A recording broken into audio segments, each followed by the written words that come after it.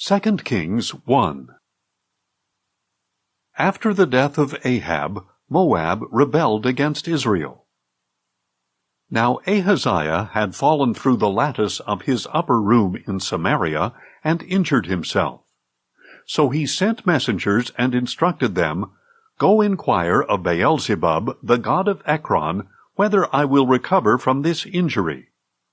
But the angel of the Lord said to Elijah the Tishbite, "Go up to meet the messengers of the king of Samaria, and ask them, 'Is it because there is no God in Israel that you are on your way to inquire of Beelzebub, the god of Ekron?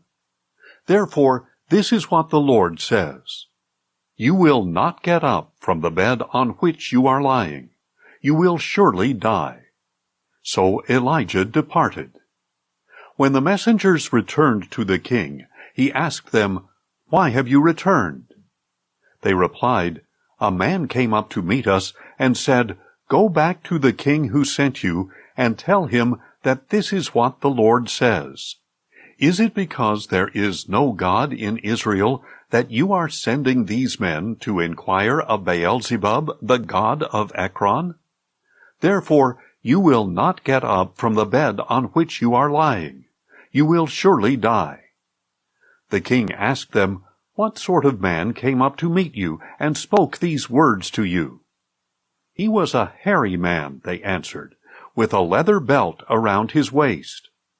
"It was Elijah the Tishbite," said the king. Then King Ahaziah sent to Elijah a captain with his company of 50 men. So the captain went up to Elijah, who was sitting on top of a hill, and said to him, "Man of God, the king declares, 'Come down.'" Elijah answered the captain, "If I am a man of God, may fire come down from heaven and consume you and your 50 men." And fire came down from heaven and consumed the captain and his 50 men. So the king sent to Elijah another captain with his 50 men. And the captain said to Elijah, "Man of God, the king declares, 'Come down at once.'" Again Elijah replied, "If I am a man of God, may fire come down from heaven and consume you and your 50 men." And the fire of God came down from heaven and consumed the captain and his 50 men. So the king sent a third captain with his 50 men. And the third captain went up, fell on his knees before Elijah, and begged him, "Man of God, may my life and the lives of these 50 servants please be precious in your sight. Behold, fire has come down from heaven and consumed the first 2 captains of 50 with all their men. But now may my life be precious in your sight." Then the angel of the Lord said to Elijah, "Go down with him. Do not be afraid of him." So Elijah got up and went down with him to the king. And Elijah said to King Ahaziah, "This is what the Lord says. Is there really no God in Israel for you to inquire of his word? Is that why you have sent messengers to inquire of Beelzebub, the god of Ekron? Therefore you will not get up from the bed on which you are lying. You will surely die." So Ahaziah died according to the word of the Lord that Elijah had spoken. And since he had no son, Jehoram succeeded him in the 2nd year of the reign of Jehoram, son of Jehoshaphat, over Judah. As for the rest of the acts of Ahaziah, along with his accomplishments, are they not written in the book of the Chronicles of the Kings of Israel? 2 Kings 2. Shortly before the Lord took Elijah up to heaven in a whirlwind, Elijah and Elisha were on their way from Gilgal. And Elijah said to Elisha, "Please stay here, for the Lord has sent me on to Bethel." But Elisha replied, "As surely as the Lord lives, and as you yourself live, I will not leave you." So they went down to Bethel. Then the sons of the prophets at Bethel came out to Elisha and said, "Do you know that the Lord will take your master away from you today?" "Yes, I know," he replied. "Do not speak of it." And Elijah said to Elisha, "Please stay here, for the Lord has sent me on to Jericho." But Elisha replied, "As surely as the Lord lives, and as you yourself live, I will not leave you." So they went to Jericho. Then the sons of the prophets at Jericho came up to Elisha and said, "Do you know that the Lord will take your master away from you today?" "Yes, I know," he replied. "Do not speak of it." And Elijah said to Elisha, "Please stay here, for the Lord has sent me on to the Jordan." But Elisha replied, "As surely as the Lord lives, and as you yourself live, I will not leave you." So the two of them went on. Then a company of 50 of the sons of the prophets went and stood at a distance, facing Elijah and Elisha, as the two of them stood by the Jordan. And Elijah took his cloak, rolled it up, and struck the waters, which parted to the right and to the left, so that the two of them crossed over on dry ground. After they had crossed over, Elijah said to Elisha, "Tell me, what can I do for you before I am taken away from you?" "Please let me inherit a double portion of your spirit," Elisha replied. "You have requested a difficult thing," said Elijah. "Nevertheless, if you see me as I am taken from you, it will be yours. But if not, then it will not be so." As they were walking along and talking together, suddenly a chariot of fire with horses of fire appeared, and separated the two of them.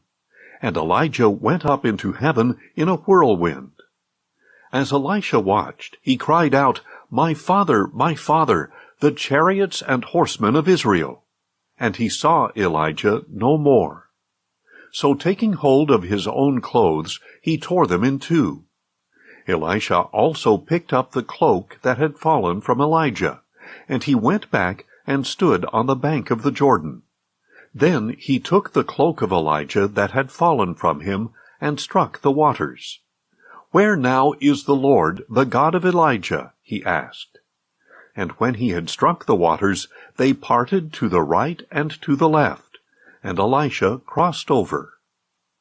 When the sons of the prophets who were facing him from Jericho saw what had happened, they said, "The spirit of Elijah rests on Elisha."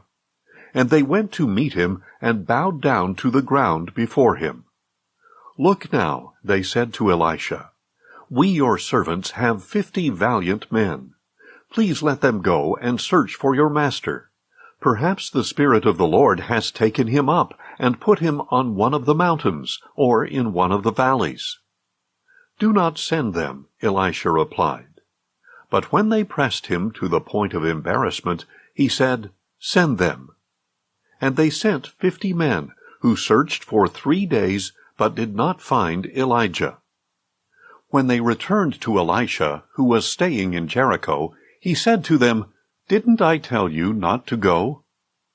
Then the men of the city said to Elisha, "Please note, our lord, that the city's location is good, as you can see, but the water is bad, and the land is unfruitful." "Bring me a new bowl," he replied, "and put some salt in it." So they brought it to him, and Elisha went out to the spring, cast the salt into it, and said, "This is what the Lord says, I have healed this water. No longer will it cause death or unfruitfulness." And the waters there have been healthy to this day, according to the word spoken by Elisha. From there Elisha went up to Bethel, and as he was walking up the road, a group of boys came out of the city and jeered at him, chanting, "Go up, you bald head! Go up, you bald head!" Then he turned around, looked at them, and called down a curse on them in the name of the Lord. Suddenly 2 female bears came out of the woods and mauled 42 of the boys. And Elisha went on to Mount Carmel, and from there he returned to Samaria. 2 Kings 3. In the 18th year of Jehoshaphat's reign over Judah, Jehoram, son of Ahab, became king of Israel, and he reigned in Samaria 12 years. And he did evil in the sight of the Lord, but not as his father and mother had done. He removed the sacred pillar of Baal that his father had made. Nevertheless, he clung to the sins that Jeroboam, son of Nebat, had caused Israel to commit. He did not turn away from them. Now Mesha, king of Moab, was a sheep breeder, and he would render to the king of Israel 100,000 lambs, and the wool of 100,000 rams. But after the death of Ahab, the king of Moab rebelled against the king of Israel. So at that time King Jehoram set out from Samaria and mobilized all Israel. And he sent a message to Jehoshaphat, king of Judah. The king of Moab has rebelled against me. Will you go with me to fight against Moab? I will go, replied Jehoshaphat. I am like you. My people are your people, and my horses are your horses. Then he asked, Which way shall we go up? By way of the desert of Edom, replied Joram. So the king of Israel, the king of Judah, and the king of Edom set out. And after they had traveled a roundabout route for 7 days, they had no water for their army or for their animals. Alas, said the king of Israel, for the Lord has summoned these 3 kings to deliver them into the hand of Moab. But Jehoshaphat asked, Is there no prophet of the Lord here?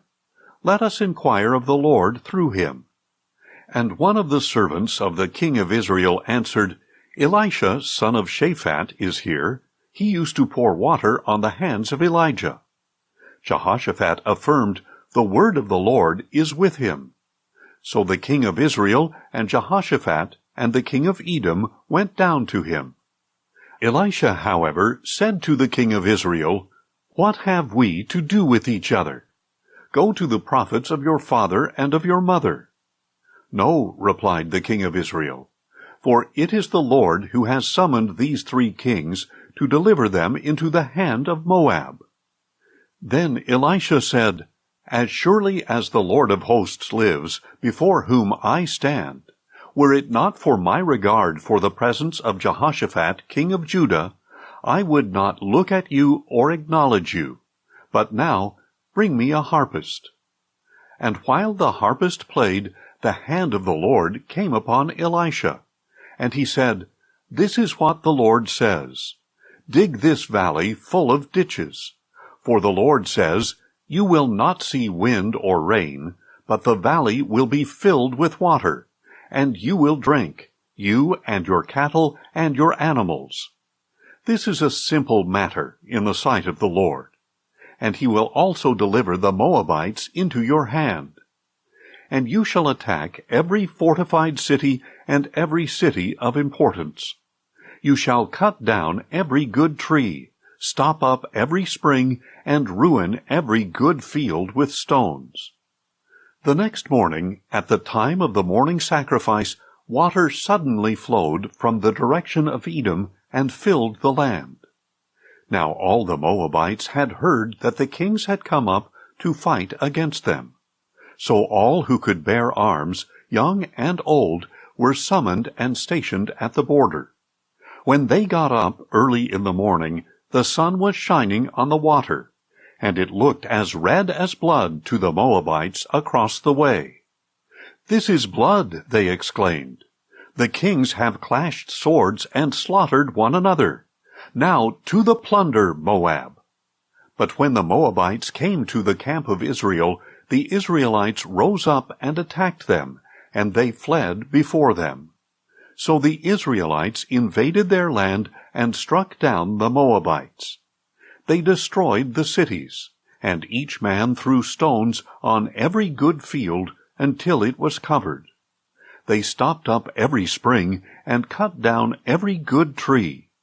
Only Kir-Hareseth was left with stones in place, but men with slings surrounded it and attacked it as well. When the king of Moab saw that the battle was too fierce for him, he took with him 700 swordsmen to break through to the king of Edom, but they could not prevail. So he took his firstborn son, who was to succeed him, and offered him as a burnt offering on the city wall. And there was great fury against the Israelites. So they withdrew and returned to their own land. 2 Kings 4. Now the wife of one of the sons of the prophets cried out to Elisha, "Your servant, my husband, is dead, and you know that your servant feared the Lord. And now his creditor is coming to take my 2 children as his slaves. How can I help you?" asked Elisha. "Tell me, what do you have in the house?" She answered, "Your servant has nothing in the house but a jar of oil." "Go," said Elisha, "borrow jars, even empty ones, from all your neighbors. Do not gather just a few. Then go inside, shut the door behind you and your sons, and pour oil into all these jars, setting the full ones aside." So she left him, and after she had shut the door behind her and her sons, they kept bringing jars to her, and she kept pouring. When all the jars were full, she said to her son, "Bring me another." But he replied, "There are no more jars." Then the oil stopped flowing. She went and told the man of God, and he said, "Go, sell the oil and pay your debt. Then you and your sons can live on the remainder." One day Elisha went to Shunem, and a prominent woman who lived there persuaded him to have a meal. So whenever he would pass by, he would stop there to eat. Then the woman said to her husband, "Behold, now I know that the one who often comes our way is a holy man of God. Please let us make a small room upstairs and put in it a bed, a table, a chair, and a lamp for him. Then when he comes to us, he can stay there." One day Elisha came to visit and went to his upper room to lie down. And he said to Gehazi his servant, "Call the Shunammite woman." And when he had called her, she stood before him. And Elisha said to Gehazi, "Now tell her, Look, you have gone to all this trouble for us. What can we do for you? Can we speak on your behalf to the king or the commander of the army?" "I have a home among my own people," she replied. So he asked, "Then what should be done for her?" "Well, she has no son," Gehazi replied, "and her husband is old." "Call her," said Elisha. So Gehazi called her, and she stood in the doorway. And Elisha declared, "At this time next year you will hold a son in your arms." "No, my lord," she said. "Do not lie to your maidservant, O man of God." But the woman did conceive, and at that time the next year she gave birth to a son, just as Elisha had told her. And the child grew, and one day he went out to his father, who was with the harvesters. My head," he complained to his father. So his father told a servant, "Carry him to his mother." After the servant had picked him up and carried him to his mother, the boy sat on her lap until noon, and then he died. And she went up and laid him on the bed of the man of God. Then she shut the door and went out. And the woman called her husband and said, "Please send me one of the servants and one of the donkeys, that I may go quickly to the man of God and return." "Why would you go to him today?" he replied. "It is not a new moon or a Sabbath." "Everything is all right," she said. Then she saddled the donkey and told her servant, "Drive onward. Do not slow the pace for me unless I tell you." So she set out and went to the man of God at Mount Carmel. When the man of God saw her at a distance, he said to his servant Gehazi, "Look, there is the Shunammite woman. Please run out now to meet her, and ask, 'Are you all right? Is your husband all right? Is your child all right?' And she answered, 'Everything is all right.' When she reached the man of God at the mountain, she clung to his feet. Gehazi came over to push her away, but the man of God said, 'Leave her alone, for her soul is in deep distress, and the Lord has hidden it from me, and has not told me.' Then she said, 'Did I ask you for a son, my Lord? Didn't I say, "Do not deceive me"?' So Elisha said to Gehazi, 'Tie up your garment, take my staff in your hand, and go. If you meet anyone, do not greet him, and if anyone greets you, do not answer him. Then lay my staff on the boy's face.' And the mother of the boy said, 'As surely as the Lord lives, and as you yourself live, I will not leave you.' So he got up and followed her.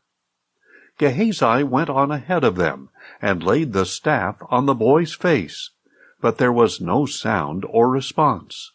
So he went back to meet Elisha and told him, 'The boy has not awakened.' When Elisha reached the house, there was the boy lying dead on his bed. So he went in, closed the door behind the two of them, and prayed to the Lord. Then Elisha got on the bed and lay on the boy, mouth to mouth, eye to eye, and hand to hand. As he stretched himself out over him, the boy's body became warm. Elisha turned away and paced back and forth across the room.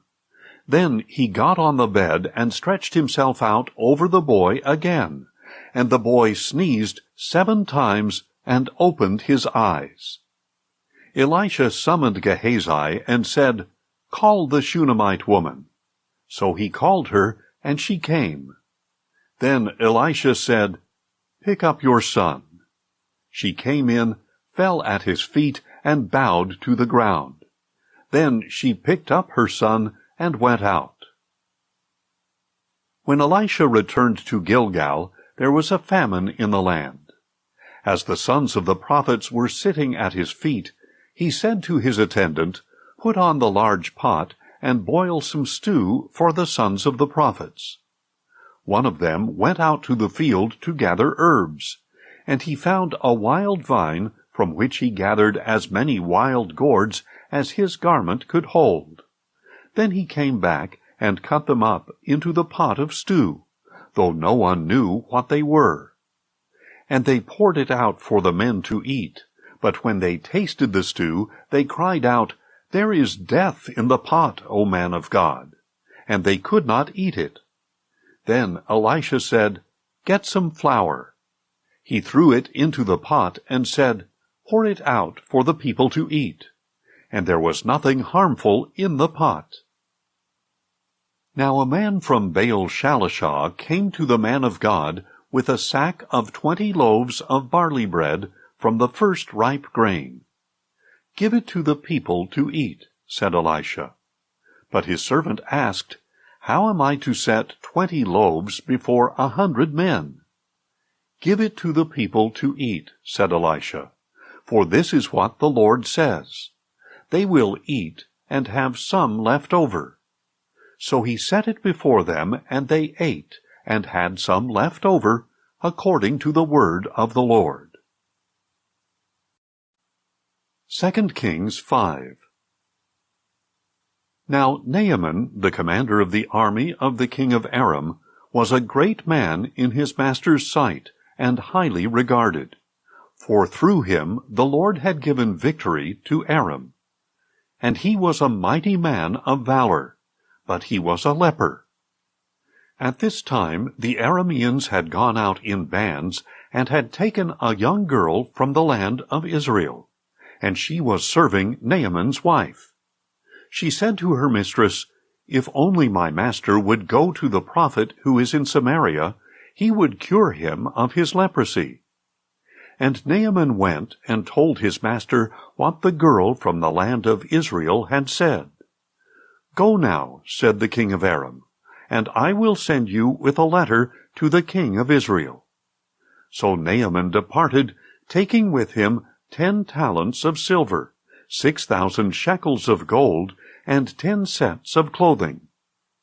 And the letter that he took to the king of Israel stated, "With this letter I am sending my servant Naaman, so that you may cure him of his leprosy."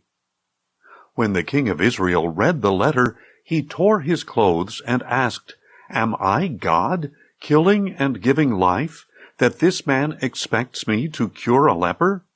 Surely you can see that he is seeking a quarrel with me." Now when Elisha the man of God heard that the king of Israel had torn his clothes, he sent a message to the king. "Why have you torn your clothes? Please let the man come to me, and he will know that there is a prophet in Israel."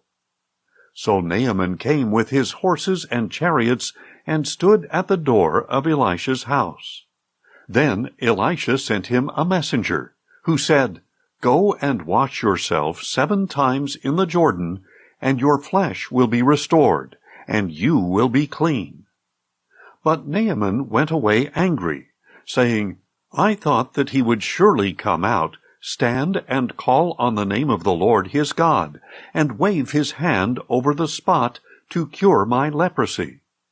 Are not the Abana and Pharpar, the rivers of Damascus, better than all the waters of Israel? Could I not have washed in them and been cleansed?" So he turned and went away in a rage. Naaman's servants, however, approached him and said, "My father, if the prophet had told you to do some great thing, would you not have done it? How much more then when he tells you, 'Wash and be cleansed'?" So Naaman went down and dipped himself in the Jordan 7 times, according to the word of the man of God. And his flesh was restored, and became like that of a little child, and he was clean. Then Naaman and all his attendants went back to the man of God, stood before him, and declared, "Now I know for sure that there is no God in all the earth except in Israel. So please accept a gift from your servant." But Elisha replied, "As surely as the Lord lives, before whom I stand, I will not accept it." And although Naaman urged him to accept it, he refused. "If you will not," said Naaman, "please let me, your servant, be given as much soil as a pair of mules can carry. For your servant will never again make a burnt offering or a sacrifice to any other god but the Lord. Yet may the Lord forgive your servant this one thing. When my master goes into the temple of Rimmon to worship there, and he leans on my arm, and I bow down in the temple of Rimmon, may the Lord forgive your servant in this matter." "Go in peace," said Elisha. But after Naaman had traveled a short distance, Gehazi, the servant of Elisha the man of God, said, "Look, my master has spared this Aramean Naaman, while not accepting what he brought. As surely as the Lord lives, I will run after him and get something from him." So Gehazi pursued Naaman. And when Naaman saw him running toward him, he got down from the chariot to meet him, and asked, "Is everything all right?"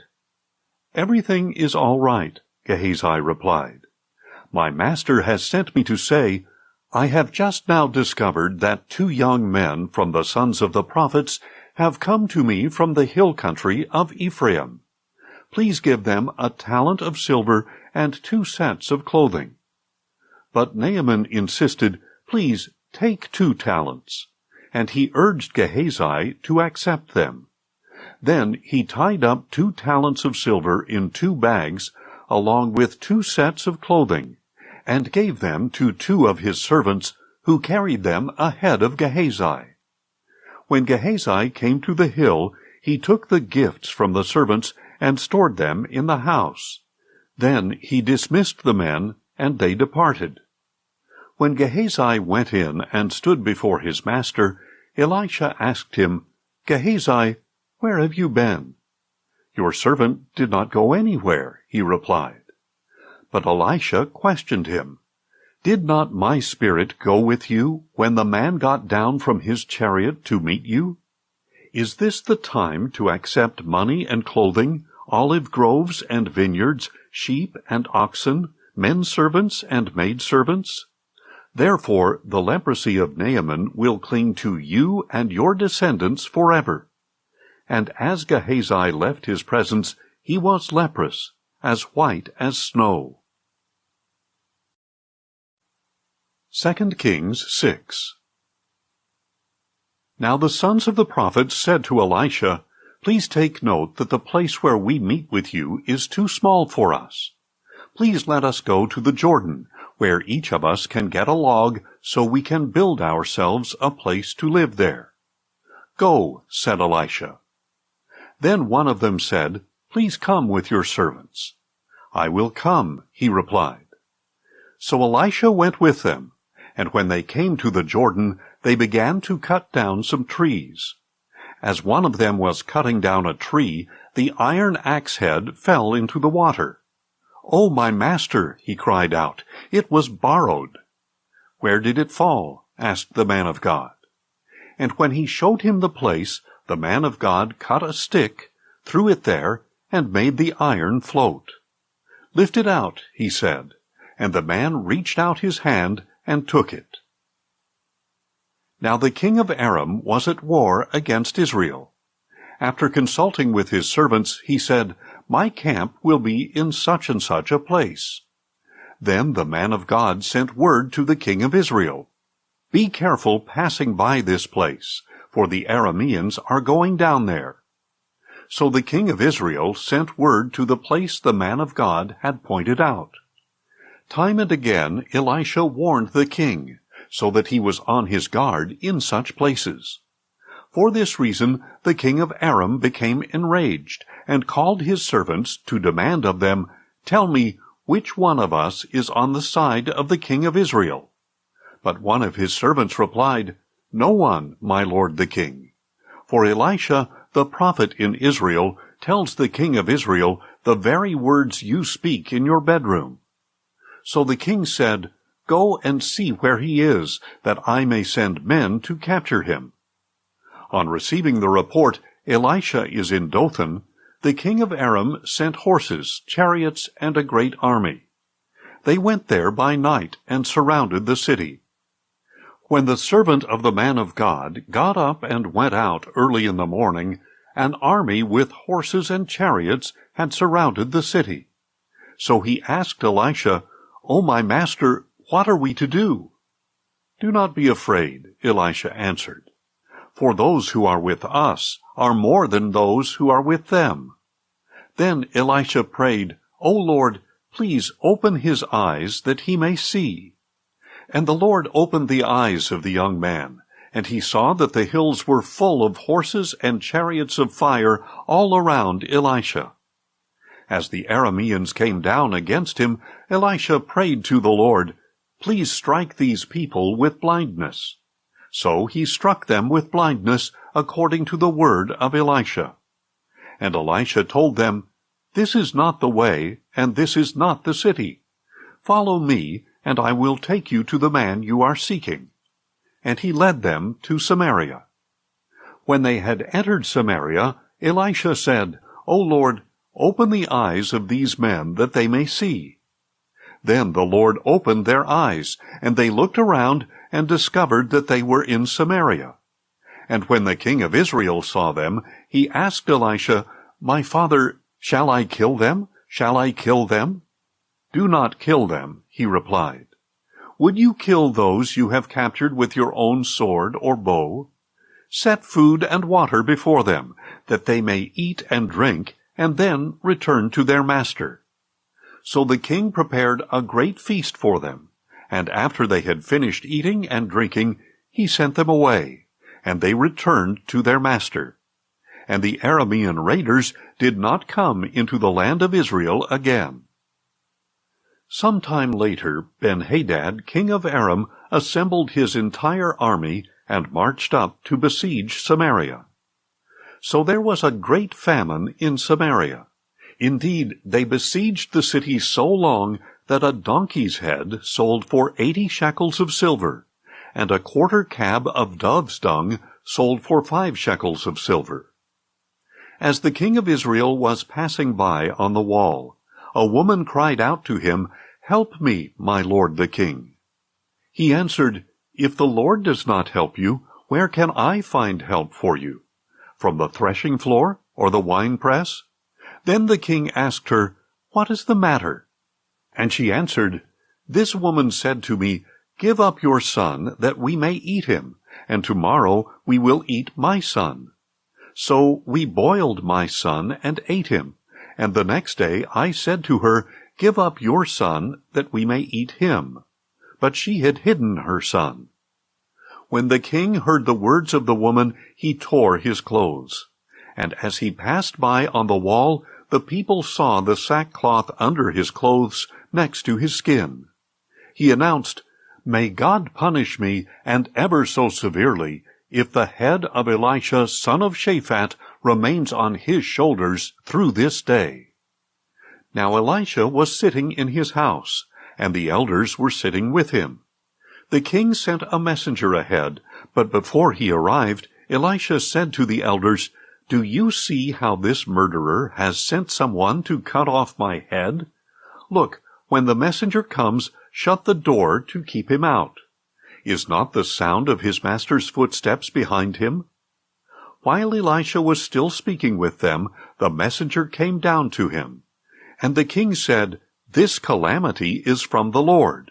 Why should I wait for the Lord any longer?" 2 Kings 7. Then Elisha said, "Hear the word of the Lord. This is what the Lord says. About this time tomorrow, at the gate of Samaria, a seah of fine flour will sell for a shekel, and 2 seahs of barley will sell for a shekel." But the officer on whose arm the king leaned answered the man of God, "Look, even if the Lord were to make windows in heaven, could this really happen?" "You will see it with your own eyes," replied Elisha, "but you will not eat any of it." Now there were 4 men with leprosy at the entrance of the city gate, and they said to one another, "Why just sit here until we die? If we say, 'Let us go into the city,' we will die there from the famine in the city. But if we sit here, we will also die. So come now, let us go over to the camp of the Arameans. If they let us live, we will live. If they kill us, we will die." So they arose at twilight and went to the camp of the Arameans. But when they came to the outskirts of the camp, there was not a man to be found. For the Lord had caused the Arameans to hear the sound of chariots, horses, and a great army, so that they said to one another, "Look, the king of Israel must have hired the kings of the Hittites and Egyptians to attack us." Thus the Arameans had arisen and fled at twilight, abandoning their tents and horses and donkeys. The camp was intact, and they had run for their lives.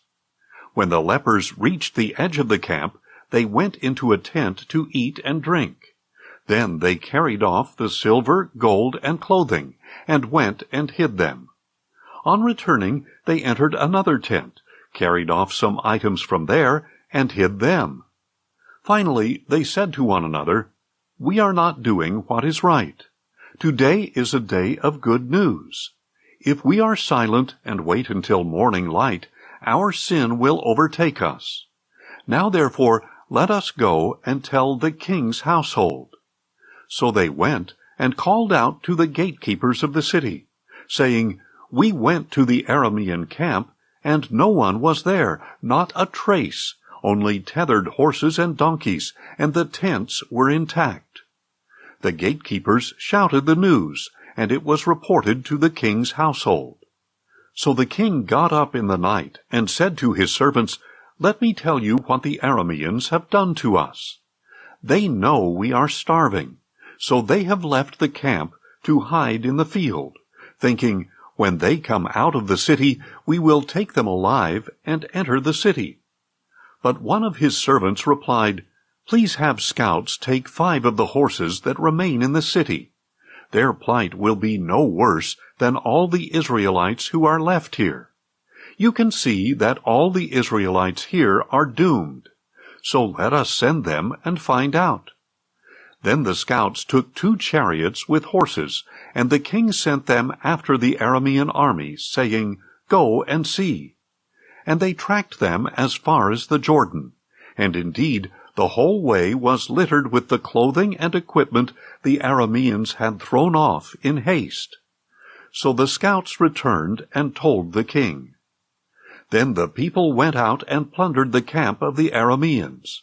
It was then that a seah of fine flour sold for a shekel, and 2 seahs of barley sold for a shekel, according to the word of the Lord. Now the king had appointed the officer on whose arm he leaned to be in charge of the gate.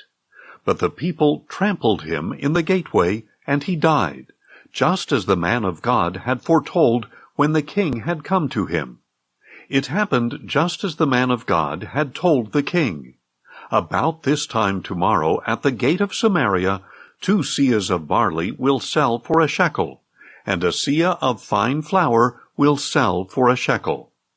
And the officer had answered the man of God, "Look, even if the Lord were to make windows in heaven, could this really happen?" So Elisha had replied, "You will see it with your own eyes, but you will not eat any of it." And that is just what happened to him. The people trampled him in the gateway, and he died. 2 Kings 8. Now Elisha had said to the woman whose son he had restored to life, "Arise, you and your household. Go and live as a foreigner wherever you can.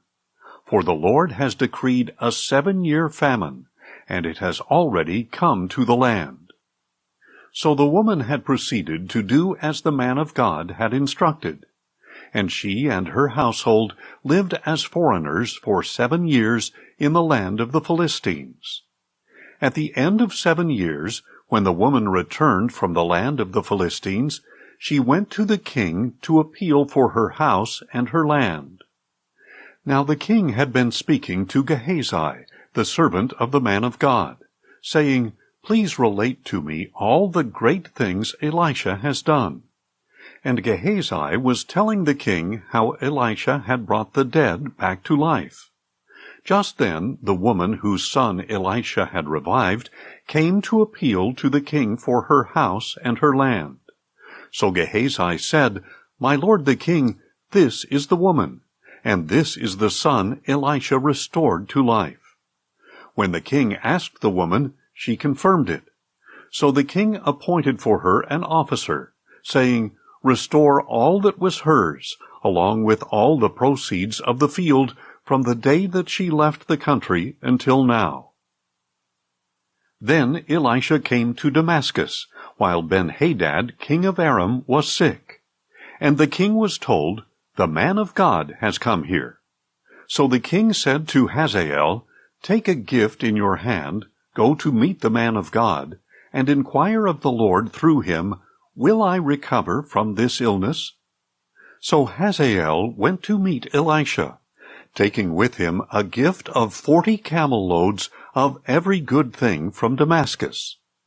And he went in and stood before him, and said, "Your son Ben-Hadad, king of Aram, has sent me to ask, 'Will I recover from this illness?'" Elisha answered, "Go and tell him, 'You will surely recover.' But the Lord has shown me that in fact he will die." Elisha fixed his gaze steadily on him until Hazael became uncomfortable. Then the man of God began to weep. "Why is my Lord weeping?" asked Hazael. "Because I know the evil you will do to the Israelites," Elisha replied. "You will set fire to their fortresses, kill their young men with the sword, dash their little ones to pieces, and rip open their pregnant women." "But how could your servant, a mere dog, do such a monstrous thing?" said Hazael. And Elisha answered, "The Lord has shown me that you will be king over Aram." So Hazael left Elisha and went to his master, who asked him, "What did Elisha say to you?" And he replied, "He told me that you would surely recover." But the next day Hazael took a thick cloth, dipped it in water, and spread it over the king's face. So Ben-Hadad died, and Hazael reigned in his place. In the 5th year of the reign of Joram, son of Ahab, over Israel, Jehoram, son of Jehoshaphat, succeeded his father as king of Judah. Jehoram was 32 years old when he became king, and he reigned in Jerusalem 8 years. And Jehoram walked in the ways of the kings of Israel, just as the house of Ahab had done. For he married a daughter of Ahab, and did evil in the sight of the Lord. Yet for the sake of his servant David, the Lord was unwilling to destroy Judah, since he had promised to maintain a lamp for David and his descendants forever. In the days of Jehoram, Edom rebelled against the hand of Judah, and appointed their own king. So Jehoram crossed over to Zair with all his chariots. When the Edomites surrounded him and his chariot commanders, he rose up and attacked by night. His troops, however, fled to their homes. So to this day Edom has been in rebellion against the hand of Judah. Likewise Libnah rebelled at the same time. As for the rest of the acts of Jehoram, along with all his accomplishments, are they not written in the book of the Chronicles of the kings of Judah? And Jehoram rested with his fathers, and was buried with them in the city of David. And his son Ahaziah reigned in his place. In the 12th year of the reign of Joram, son of Ahab, over Israel, Ahaziah, son of Jehoram, became king of Judah. Ahaziah was 22 years old when he became king, and he reigned in Jerusalem 1 year. His mother's name was Athaliah, the granddaughter of Omri, king of Israel. And Ahaziah walked in the ways of the house of Ahab, and did evil in the sight of the Lord, like the house of Ahab, for he was a son-in-law of the house of Ahab. Then Ahaziah went with Joram, son of Ahab, to fight against Hazael, king of Aram, at Ramoth-Gilead. And the Arameans wounded Joram. So King Joram returned to Jezreel to recover from the wounds that the Arameans had inflicted on him at Ramah, when he fought against Hazael, king of Aram. Then Ahaziah, son of Jehoram, king of Judah, went down to Jezreel to visit Joram, son of Ahab, because Joram had been wounded. 2 Kings 9. Now Elisha the prophet summoned one of the sons of the prophets, and said to him, "Tuck your cloak under your belt, take this flask of oil, and go to Ramoth-Gilead. When you arrive, look for Jehu, son of Jehoshaphat, the son of Nimshi. Go in, get him away from his companions, and take him to an inner room. Then take the flask of oil, pour it on his head, and declare, 'This is what the Lord says. I anoint you king over Israel.' Then open the door and run. Do not delay." So the young prophet went to Ramoth-Gilead, and when he arrived, the army commanders were sitting there. "I have a message for you, commander," he said. "For which of us?" asked Jehu. "For you, commander," he replied. So Jehu got up and went into the house, where the young prophet poured the oil on his head, and declared, "This is what the Lord, the God of Israel, says. I anoint you king over the Lord's people Israel. And you are to strike down the house of your master Ahab, so that I may avenge the blood of my servants the prophets, and the blood of all the servants of the Lord shed by the hand of Jezebel. The whole house of Ahab will perish, and I will cut off from Ahab every male, both slave and free in Israel. I will make the house of Ahab like the houses of Jeroboam son of Nebat, and Baasha son of Ahijah. And on the plot of ground at Jezreel the dogs will devour Jezebel, and there will be no one to bury her. Then the young prophet opened the door and ran. When Jehu went out to the servants of his master, they asked, "Is everything all right? Why did this madman come to you?" "You know his kind and their babble," he replied. "That is a lie," they said. "Tell us now." So Jehu answered, "He talked to me about this and that, and he said, 'This is what the Lord says, I anoint you king over Israel.'" Quickly each man took his garment and put it under Jehu on the bare steps. Then they blew the ram's horn and proclaimed, "Jehu is king." Thus Jehu, son of Jehoshaphat, the son of Nimshi, conspired against Joram. Now Joram and all Israel had been defending Ramoth-Gilead against Hazael, king of Aram. But King Joram had returned to Jezreel to recover from the wounds he had suffered at the hands of the Arameans in the battle against Hazael, their king. So Jehu said, "If you commanders wish to make me king, then do not let anyone escape from the city to go and tell it in Jezreel." Then Jehu got into his chariot and went to Jezreel, because Joram was laid up there, and Ahaziah, king of Judah, had gone down to see him. Now the watchman standing on the tower in Jezreel saw Jehu's troops approaching, and he called out, "I see a company of troops." "Choose a rider," Joram commanded. "Send him out to meet them, and ask, 'Have you come in peace?'" So a horseman rode off to meet Jehu, and said, "This is what the king asks. Have you come in peace?" "What do you know about peace?" Jehu replied. "Fall in behind me." And the watchman reported, "The messenger reached them, but he is not coming back." So the king sent out a second horseman, who went to them and said, "This is what the king asks. Have you come in peace?" "What do you know about peace?" Jehu replied. "Fall in behind me." Again the watchman reported, "He reached them, but he is not coming back. And the charioteer is driving like Jehu, son of Nimshi. He is driving like a madman." "Harness," Joram shouted, and they harnessed his chariot. Then Joram, king of Israel, and Ahaziah, king of Judah, set out, each in his own chariot, and met Jehu on the property of Naboth the Jezreelite. When Joram saw Jehu, he asked, "Have you come in peace, Jehu?" "How can there be peace," he replied, "as long as the idolatry and witchcraft of your mother Jezebel abound?" Joram turned around and fled, calling out to Ahaziah, "Treachery, Ahaziah!" Then Jehu drew his bow and shot Joram between the shoulders. The arrow pierced his heart, and he slumped down in his chariot.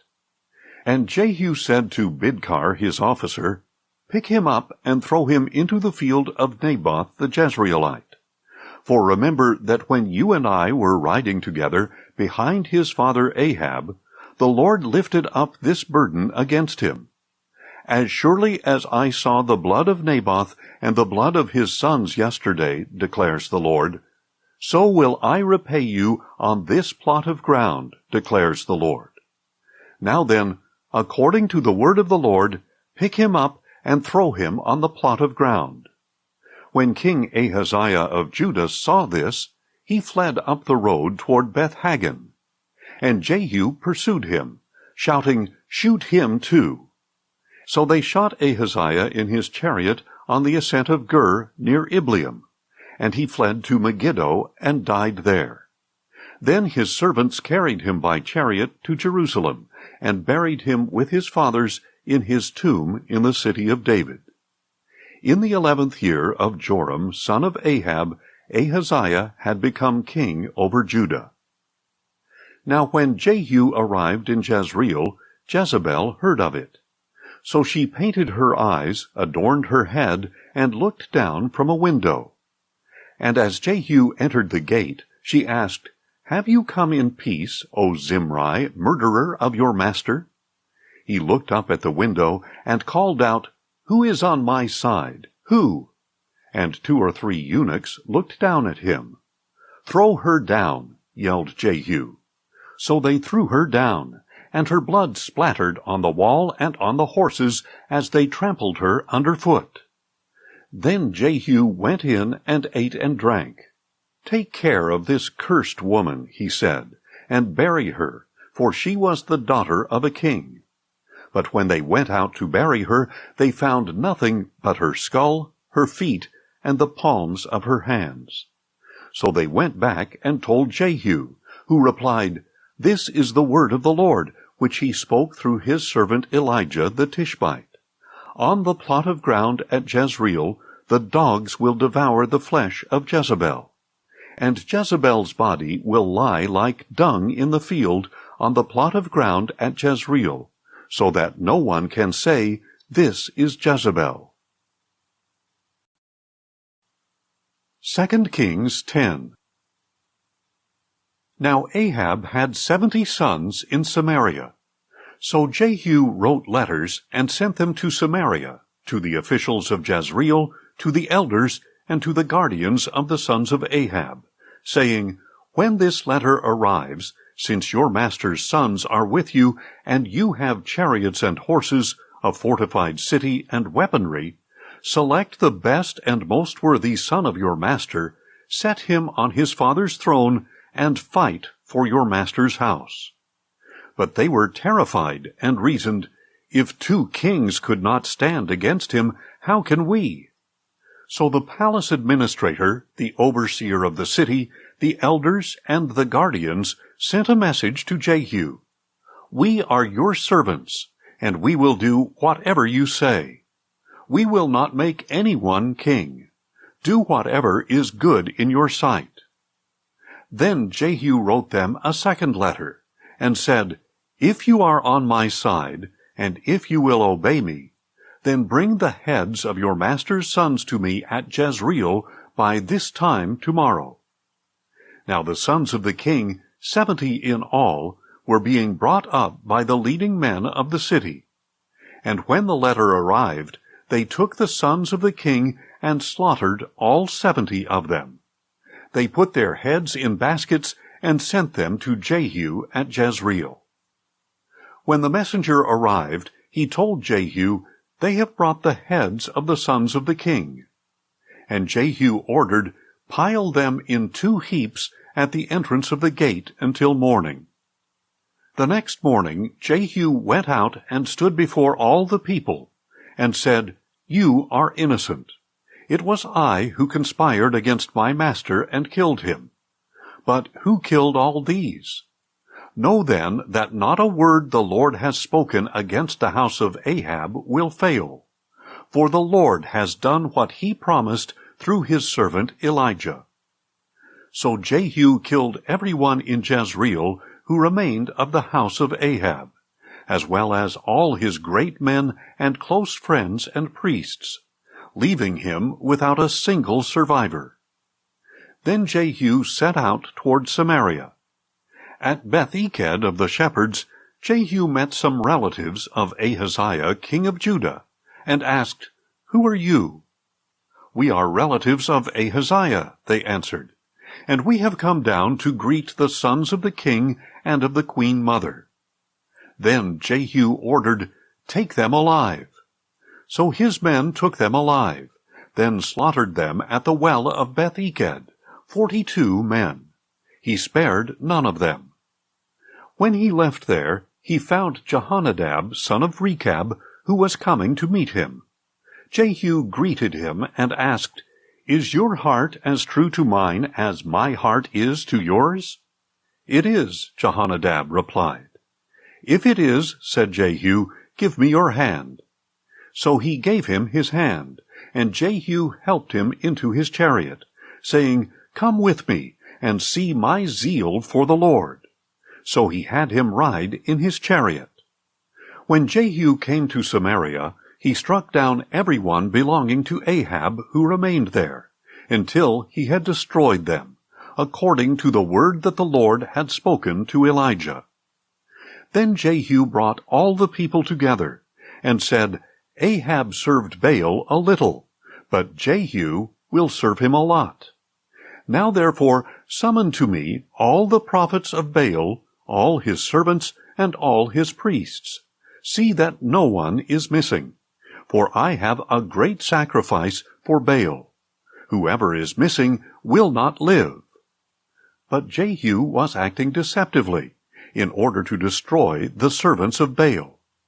And Jehu commanded, Proclaim a solemn assembly for Baal. So they announced it. Then Jehu sent word throughout Israel, and all the servants of Baal came.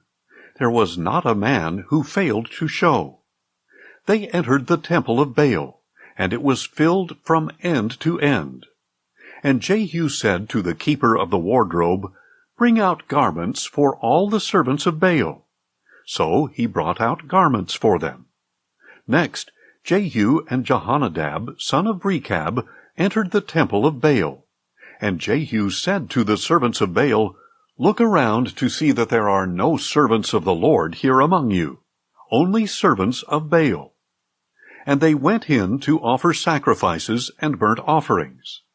Now Jehu had stationed 80 men outside, and warned them, If anyone allows one of the men I am delivering into your hands to escape, he will forfeit his life for theirs. When he had finished making the burnt offering, Jehu said to the guards and officers, Go in and kill them. Do not let anyone out. So the guards and officers put them to the sword, threw the bodies out, and went into the inner room of the temple of Baal. They brought out the sacred pillar of the temple of Baal and burned it. They also demolished the sacred pillar of Baal. Then they tore down the temple of Baal and made it into a latrine, which it is to this day. Thus Jehu eradicated Baal from Israel. But he did not turn away from the sins that Jeroboam, son of Nebat, had caused Israel to commit, the worship of the golden calves at Bethel and Dan. Nevertheless, the Lord said to Jehu, Because you have done well in carrying out what is right in my sight, and have done to the house of Ahab all that was in my heart, 4 generations of your sons will sit on the throne of Israel. Yet Jehu was not careful to follow the instruction of the Lord, the God of Israel, with all his heart. He did not turn away from the sins that Jeroboam had caused Israel to commit. In those days the Lord began to reduce the size of Israel. Hazael defeated the Israelites throughout their territory, from the Jordan eastward through all the land of Gilead, the region of Gad, Reuben, and Manasseh, and from Aroer by the Arnon valley through Gilead to Bashan. As for the rest of the acts of Jehu, along with all his accomplishments and all his might, are they not written in the book of the Chronicles of the kings of Israel? And Jehu rested with his fathers, and was buried in Samaria. And his son Jehoahaz reigned in his place. So the duration of Jehu's reign over Israel in Samaria was 28 years. 2 Kings 11. When Athaliah, the mother of Ahaziah, saw that her son was dead, she proceeded to annihilate all the royal heirs. But Jehosheba, daughter of King Joram, the sister of Ahaziah, took Joash, son of Ahaziah, and stole him away from among the sons of the king who were being murdered. She put him and his nurse in a bedroom to hide him from Athaliah, and he was not killed. And Joash remained hidden with his nurse in the house of the Lord for 6 years, while Athaliah ruled the land. Then in the 7th year Jehoiada sent for the commanders of hundreds, the Kerites and the guards, and had them brought into the house of the Lord. There he made a covenant with them, and put them under oath. He showed them the king's son, and commanded them, "This is what you are to do. A third of you who come on duty on the Sabbath shall guard the royal palace. A third shall be at the gate of Sur, and a third at the gate behind the guards. You are to take turns guarding the temple. The two divisions that would go off duty on the Sabbath are to guard the house of the Lord for the king. You must surround the king with weapons in hand, and anyone who approaches the ranks must be put to death. You must stay close to the king wherever he goes." So the commanders of hundreds did everything that Jehoiada the priest had ordered. Each of them took his men, those coming on duty on the Sabbath and those going off duty, and came to Jehoiada the priest. Then the priest gave to the commanders of hundreds the spears and shields of King David from the house of the Lord. And the guards stood with weapons in hand, surrounding the king by the altar and the temple, from the south side to the north side of the temple. Then Jehoiada brought out the king's son, put the crown on him, presented him with the testimony, and proclaimed him king. They anointed him, and the people clapped their hands and declared, "Long live the king!" When Athaliah heard the noise from the guards and the people, she went out to the people in the house of the Lord. And she looked out and saw the king standing by the pillar, according to the custom. The officers and trumpeters were beside the king, and all the people of the land were rejoicing and blowing trumpets. Then Athaliah tore her clothes and screamed, "Treason! Treason!" And Jehoiada the priest ordered the commanders of hundreds in charge of the army, "Bring her out between the ranks, and put to the sword anyone who follows her." For the priest had said, "She must not be put to death in the house of the Lord." So they seized Athaliah as she reached the horses' entrance to the palace grounds, and there she was put to death. Then Jehoiada made a covenant between the Lord and the king and the people, that they would be the Lord's people. He also made a covenant between the king and the people. So all the people of the land went to the temple of Baal and tore it down. They smashed the altars and idols to pieces, and they killed Mattan, the priest of Baal, in front of the altars. And Jehoiada the priest posted guards for the house of the Lord. He took with him the commanders of hundreds, the Kerites, the guards, and all the people of the land. And they brought the king down from the house of the Lord and entered the royal palace by way of the gate of the guards. Then Joash took his seat on the royal throne, and all the people of the land rejoiced. And the city was quiet, because Athaliah had been put to the sword at the royal palace.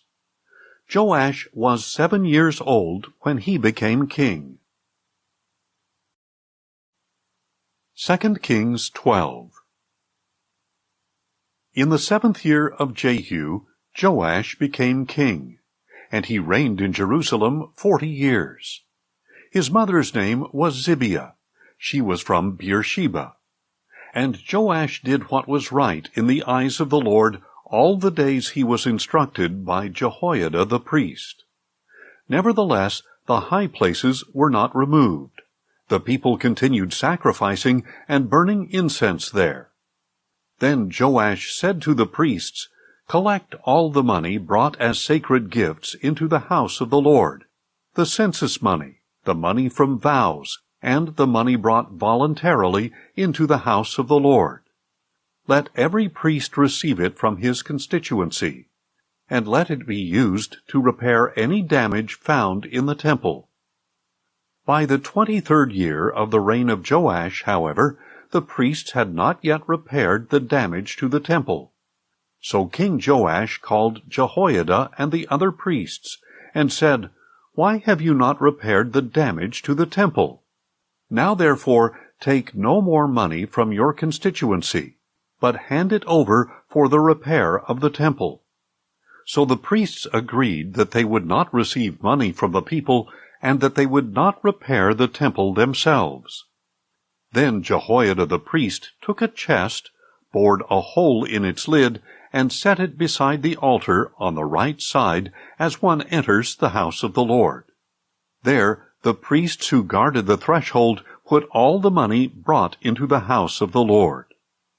Whenever they saw that there was a large amount of money in the chest, the royal scribe and the high priest would go up, count the money brought into the house of the Lord, and tie it up in bags. Then they would put the counted money into the hands of those who supervised the work on the house of the Lord, who in turn would pay those doing the work, the carpenters, builders, masons, and stonecutters. They also purchased timber and dressed stone to repair the damage to the house of the Lord, and they paid the other expenses of the temple repairs. However, the money brought into the house of the Lord was not used for making silver basins, wick trimmers, sprinkling bowls, trumpets, or any articles of gold or silver for the house of the Lord. Instead, it was paid to those doing the work, and with it they repaired the house of the Lord. No accounting was required from the men who received the money to pay the workmen, because they acted with integrity. The money from the guilt offerings and sin offerings was not brought into the house of the Lord. It belonged to the priests. At that time, Hazael, king of Aram, marched up and fought against Gath and captured it. Then he decided to attack Jerusalem. So King Joash of Judah took all the sacred objects dedicated by his fathers, Jehoshaphat, Jehoram, and Ahaziah, the kings of Judah, along with his own consecrated items, and all the gold found in the treasuries of the house of the Lord and the royal palace. And he sent them to Hazael, king of Aram. So Hazael withdrew from Jerusalem. As for the rest of the acts of Joash, along with all his accomplishments, are they not written in the book of the Chronicles of the kings of Judah? And the servants of Joash rose up and formed a conspiracy, and killed him at Beth-Millo on the road down to Silla. His servants Jozabad, son of Shimeath, and Jehozabad, son of Shomer, struck him down, and he died. And they buried him with his fathers in the city of David. And his son Amaziah reigned in his place. 2 Kings 13. In the 23rd year of the reign of Joash, son of Ahaziah, over Judah, Jehoahaz, son of Jehu, became king of Israel, and he reigned in Samaria 17 years. And he did evil in the sight of the Lord, and followed the sins that Jeroboam, son of Nebat, had caused Israel to commit. He did not turn away from them. So the anger of the Lord burned against Israel, and he delivered them continually into the hands of Hazael, king of Aram, and his son Ben-Hadad. Then Jehoahaz sought the favor of the Lord, and the Lord listened to him, because he saw the oppression that the king of Aram had inflicted on Israel. So the Lord gave Israel a deliverer, and they escaped the power of the Arameans.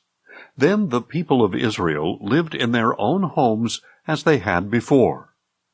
Nevertheless, they did not turn away from the sins that the house of Jeroboam had caused Israel to commit, but they continued to walk in them. The Asherah pole even remained standing in Samaria. Jehoahaz had no army left except 50 horsemen, 10 chariots, and 10,000 foot soldiers, because the king of Aram had destroyed them, and made them like the dust at threshing. As for the rest of the acts of Jehoahaz, along with all his accomplishments and his might, are they not written in the book of the Chronicles of the kings of Israel?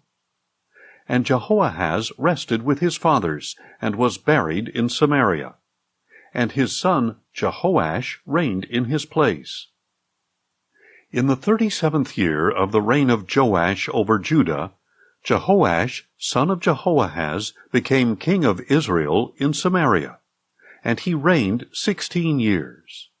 And he did evil in the sight of the Lord, and did not turn away from all the sins that Jeroboam, son of Nebat, had caused Israel to commit, but he walked in them. As for the rest of the acts of Jehoash, along with all his accomplishments and his might, including his war against Amaziah, king of Judah, are they not written in the book of the Chronicles of the kings of Israel?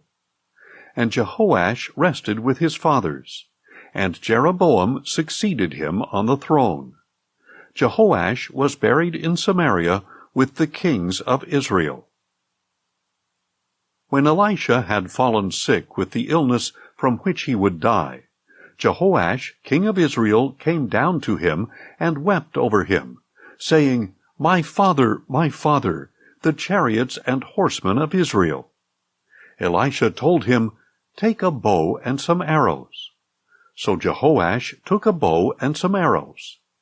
Then Elisha said to the king of Israel, put your hand on the bow. So the king put his hand on the bow, and Elisha put his hands on the king's hands. Open the east window, said Elisha. So he opened it, and Elisha said, shoot. So he shot. And Elisha declared, this is the Lord's arrow of victory, the arrow of victory over Aram. For you shall strike the Arameans in Aphek until you have put an end to them. Then Elisha said, take the arrows. So he took them. And Elisha said to the king of Israel, strike the ground. So he struck the ground 3 times and stopped. But the man of God was angry with him, and said, you should have struck the ground 5 or 6 times. Then you would have struck down Aram until you had put an end to it. But now you will strike down Aram only 3 times.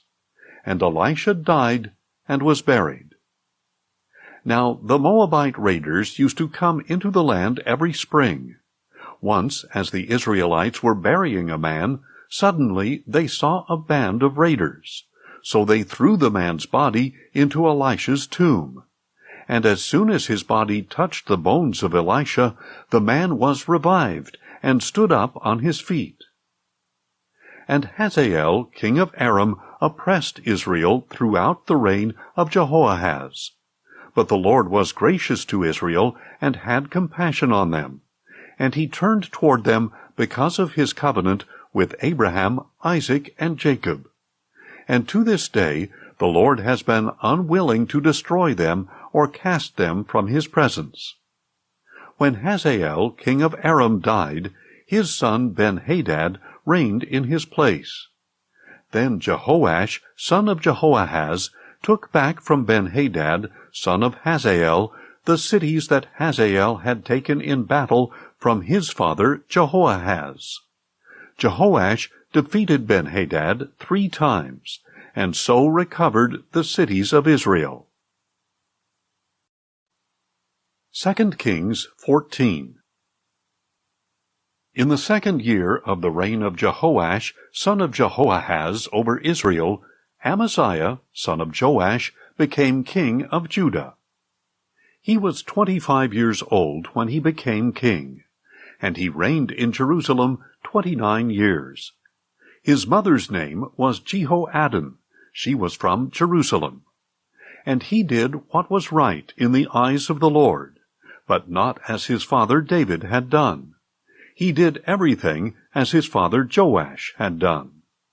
Nevertheless, the high places were not taken away, and the people continued sacrificing and burning incense on the high places.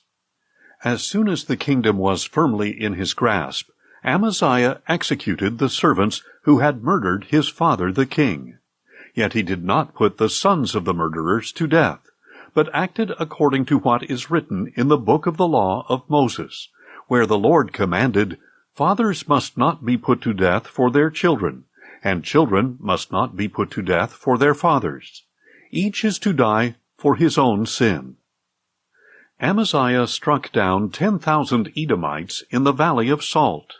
He took Selah in battle and called it Joktheel, which is its name to this very day.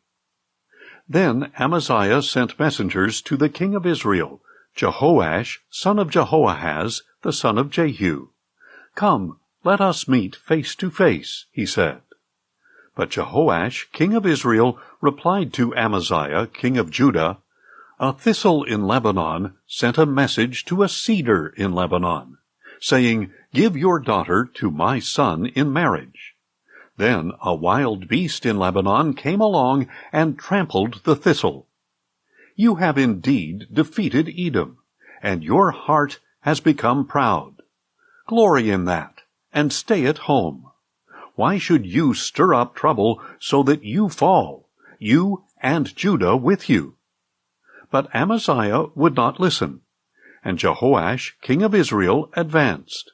He and King Amaziah of Judah faced each other at Beth-shemesh in Judah.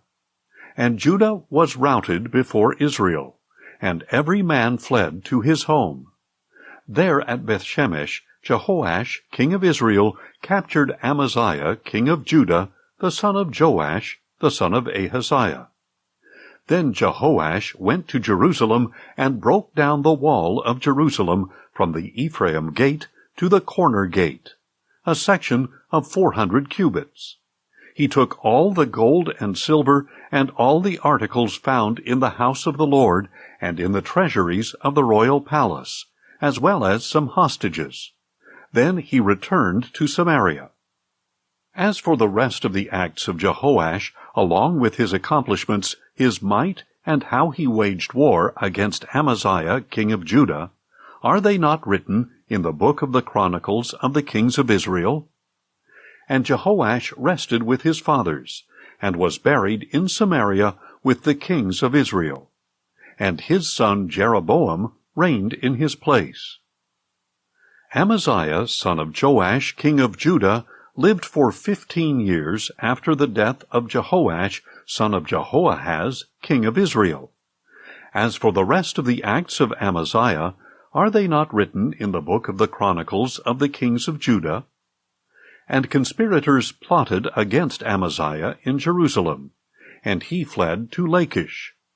But men were sent after him to Lachish, and they killed him there. They carried him back on horses, and buried him in Jerusalem with his fathers in the city of David.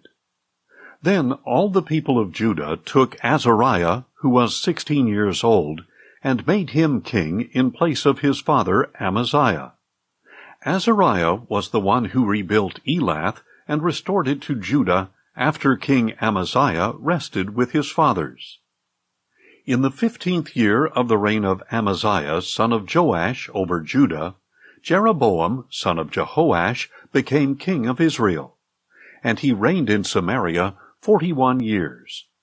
And he did evil in the sight of the Lord, and did not turn away from all the sins that Jeroboam, son of Nebat, had caused Israel to commit. This Jeroboam restored the boundary of Israel from Lebo-Hamath to the sea of the Arabah, according to the word that the Lord, the God of Israel, had spoken through his servant Jonah, son of Amittai, the prophet from Gath-hepher. For the Lord saw that the affliction of the Israelites, both slave and free, was very bitter. There was no one to help Israel. And since the Lord had said that he would not blot out the name of Israel from under heaven, he saved them by the hand of Jeroboam, son of Jehoash. As for the rest of the acts of Jeroboam, along with all his accomplishments and might, and how he waged war and recovered both Damascus and Hamath for Israel from Judah, are they not written in the book of the Chronicles of the kings of Israel?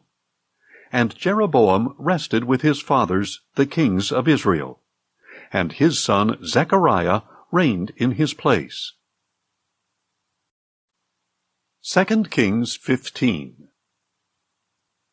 In the 27th year of Jeroboam's reign over Israel, Azariah, son of Amaziah, became king of Judah. He was 16 years old when he became king, and he reigned in Jerusalem 52 years. His mother's name was Jechaliah. She was from Jerusalem. And he did what was right in the eyes of the Lord, just as his father Amaziah had done. Nevertheless, the high places were not taken away. The people continued sacrificing and burning incense there. And the Lord afflicted the king with leprosy until the day he died, so that he lived in a separate house while his son Jotham had charge of the palace and governed the people of the land. As for the rest of the acts of Azariah, along with all his accomplishments, are they not written in the book of the Chronicles of the kings of Judah?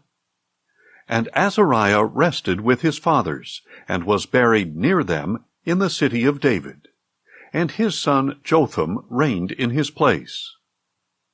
In the 38th year of Azariah's reign over Judah, Zechariah, son of Jeroboam, became king of Israel.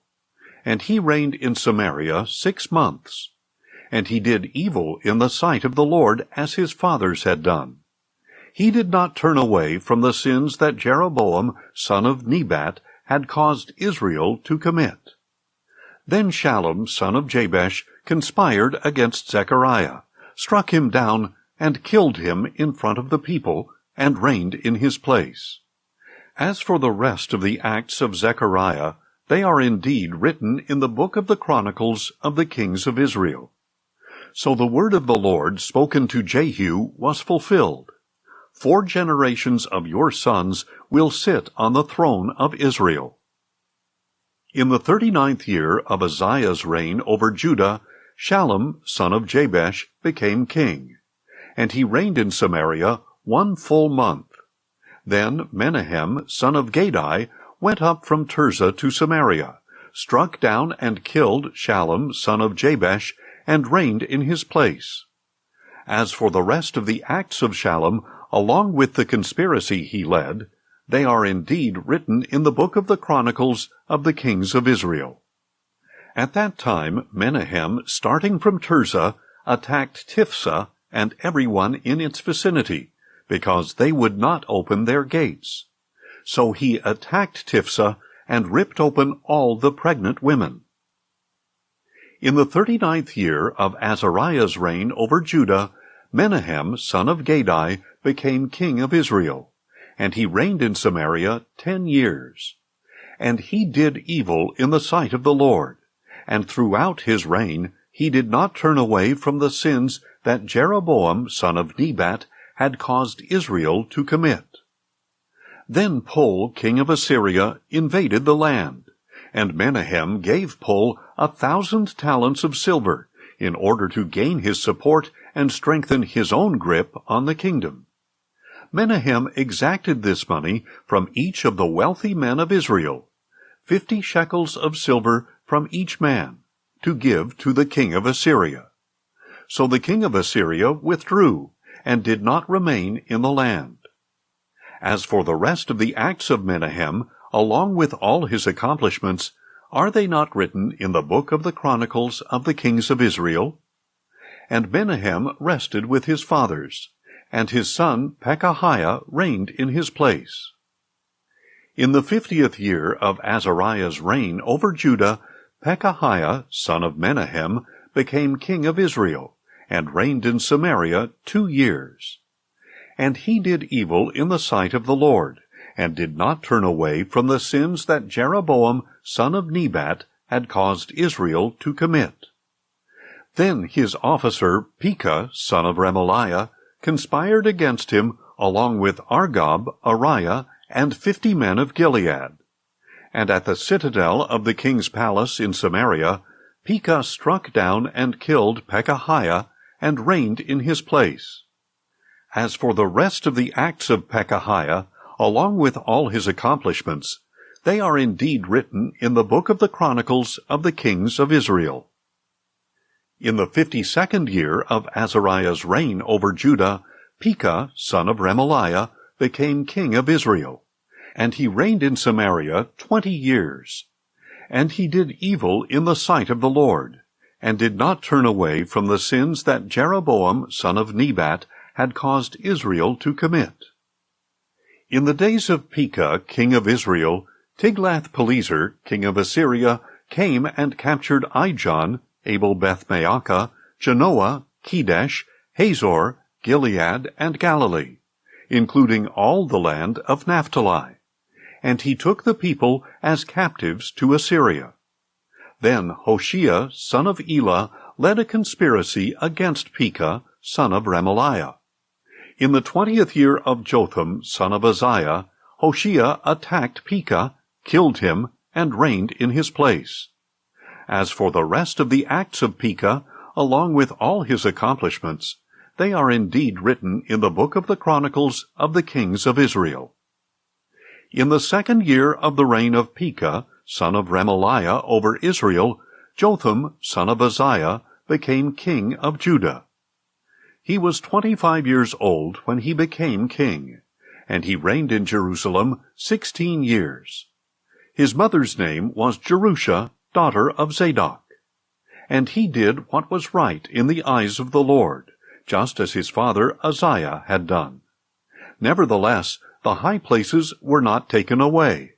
The people continued sacrificing and burning incense there. Jotham rebuilt the upper gate of the house of the Lord. As for the rest of the acts of Jotham, along with his accomplishments, are they not written in the book of the Chronicles of the Kings of Judah?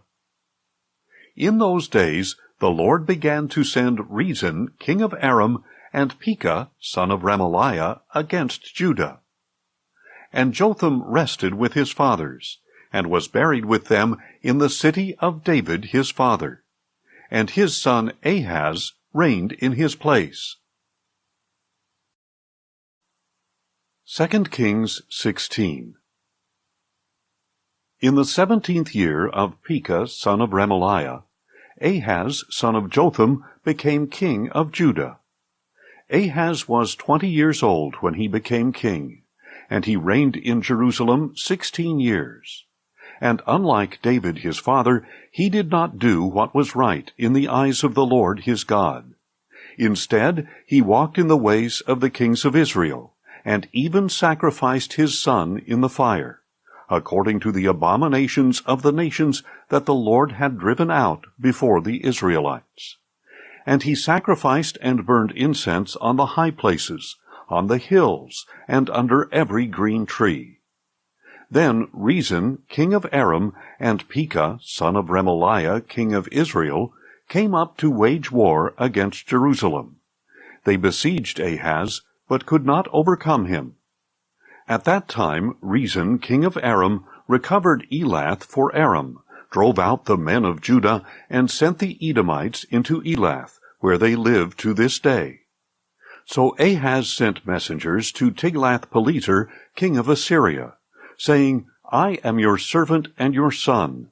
Come up and save me from the hands of the kings of Aram and Israel, who are rising up against me. Ahaz also took the silver and gold found in the house of the Lord and in the treasuries of the king's palace, and he sent it as a gift to the king of Assyria. So the king of Assyria responded to him, marched up to Damascus, and captured it. He took its people to Kir as captives, and put Rezin to death. Then King Ahaz went to Damascus to meet Tiglath-Pileser, king of Assyria. On seeing the altar in Damascus, King Ahaz sent Uriah the priest a model of the altar and complete plans for its construction. And Uriah the priest built the altar according to all the instructions King Ahaz had sent from Damascus, and he completed it by the time King Ahaz had returned. When the king came back from Damascus and saw the altar, he approached it and presented offerings on it. He offered his burnt offering and his grain offering, poured out his drink offering, and sprinkled the blood of his peace offerings on the altar. He also took the bronze altar that stood before the Lord from the front of the temple, between the new altar and the house of the Lord, and he put it on the north side of the new altar.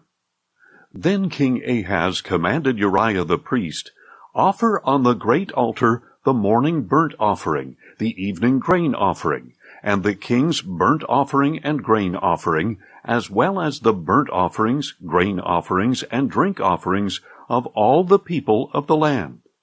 Sprinkle on the altar all the blood of the burnt offerings and sacrifices. But I will use the bronze altar to seek guidance. So Uriah the priest did just as King Ahaz had commanded. King Ahaz also cut off the frames of the movable stands, and removed the bronze basin from each of them. He took down the sea from the bronze oxen that were under it, and put it on a stone base. And on account of the king of Assyria, he removed the Sabbath canopy they had built in the temple, and closed the royal entryway outside the house of the Lord. As for the rest of the acts of Ahaz, along with his accomplishments, are they not written in the book of the Chronicles of the kings of Judah? And Ahaz rested with his fathers, and was buried with them in the city of David, and his son Hezekiah reigned in his place. 2 Kings 17. In the 12th year of the reign of Ahaz over Judah, Hoshea, son of Elah, became king of Israel, and he reigned in Samaria 9 years. And he did evil in the sight of the Lord, but not like the kings of Israel who preceded him. Shalmaneser, king of Assyria, attacked him, and Hoshea became his vassal and paid him tribute. But the king of Assyria discovered that Hoshea had conspired to send envoys to King So of Egypt, and that he had not paid tribute to the king of Assyria as in previous years. Therefore the king of Assyria arrested Hoshea and put him in prison. Then the king of Assyria invaded the whole land, marched up to Samaria, and besieged it for 3 years. In the 9th year of Hoshea, the king of Assyria captured Samaria, and carried away the Israelites to Assyria, where he settled them in Halah, in Gozan by the Habor River, and in the cities of the Medes. All this happened because the people of Israel had sinned against the Lord their God, who had brought them out of the land of Egypt from under the hand of Pharaoh, king of Egypt. They had worshipped other gods, and walked in the customs of the nations that the Lord had driven out before the Israelites, as well as in the practices introduced by the kings of Israel. The Israelites secretly did things against the Lord their God that were not right. From watchtower to fortified city, they built high places in all their cities. They set up for themselves sacred pillars and Asherah poles on every high hill and under every green tree. They burned incense on all the high places like the nations that the Lord had driven out before them. They did wicked things, provoking the Lord to anger. They served idols, although the Lord had told them, "You shall not do this thing." Yet through all his prophets and seers, the Lord warned Israel and Judah, saying, "Turn from your wicked ways, and keep my commandments and statutes, according to the entire law that I commanded your fathers, and delivered to you through my servants the prophets." But they would not listen, and they stiffened their necks like their fathers, who did not believe the Lord their God. They rejected his statutes and the covenant he had made with their fathers, as well as the decrees he had given them. They pursued worthless idols, and themselves became worthless, going after the surrounding nations that the Lord had commanded them not to imitate.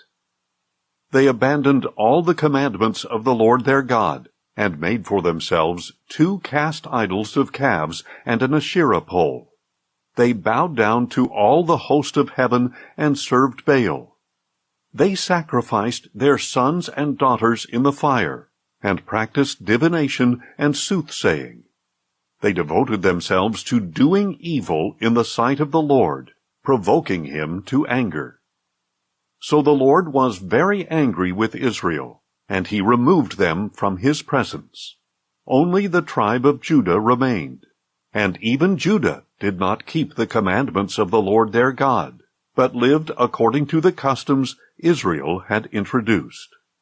So the Lord rejected all the descendants of Israel. He afflicted them and delivered them into the hands of plunderers, until he had banished them from his presence.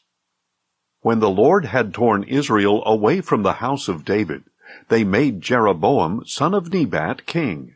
And Jeroboam led Israel away from following the Lord, and caused them to commit a great sin. The Israelites persisted in all the sins that Jeroboam had committed, and did not turn away from them. Finally, the Lord removed Israel from his presence, as he had declared through all his servants the prophets. So Israel was exiled from their homeland into Assyria, where they are to this day. Then the king of Assyria brought people from Babylon, Cutha, Ava, Hamath, and Sepharvaim, and settled them in the towns of Samaria to replace the Israelites. They took possession of Samaria and lived in its towns. Now when the settlers first lived there, they did not worship the Lord. So he sent lions among them, which killed some of them. So they spoke to the king of Assyria, saying, The peoples that you have removed and placed in the cities of Samaria do not know the requirements of the God of the land. Because of this he has sent lions among them, which are indeed killing them off. Then the king of Assyria commanded, Send back one of the priests you carried off from Samaria, and have him go back to live there and teach the requirements of the God of the land. Thus one of the priests they had carried away came and lived in Bethel, and he began to teach them how they should worship the Lord. Nevertheless, the people of each nation continued to make their own gods in the cities where they had settled, and they set them up in the shrines that the people of Samaria had made on the high places. The men of Babylon made Succoth-Benoth, the men of Cuth made Nergal, the men of Hamath made Ashima, the Avites made Nibhaz and Tartak, and the Sepharvites burned their children in the fire to Adramelech and Anamelech, the gods of Sepharvaim. So the new residents worshipped the Lord, but they also appointed for themselves priests of all sorts to serve in the shrines of the high places. They worshipped the Lord, but they also served their own gods according to the customs of the nations from which they had been carried away. To this day they are still practicing their former customs. None of them worship the Lord or observe the statutes, ordinances, laws, and commandments that the Lord gave the descendants of Jacob, whom he named Israel. For the Lord had made a covenant with the Israelites, and commanded them, Do not worship other gods, or bow down to them. Do not serve them or sacrifice to them. Instead, worship the Lord, who brought you out of the land of Egypt with great power and an outstretched arm. You are to bow down to him and offer sacrifices to him.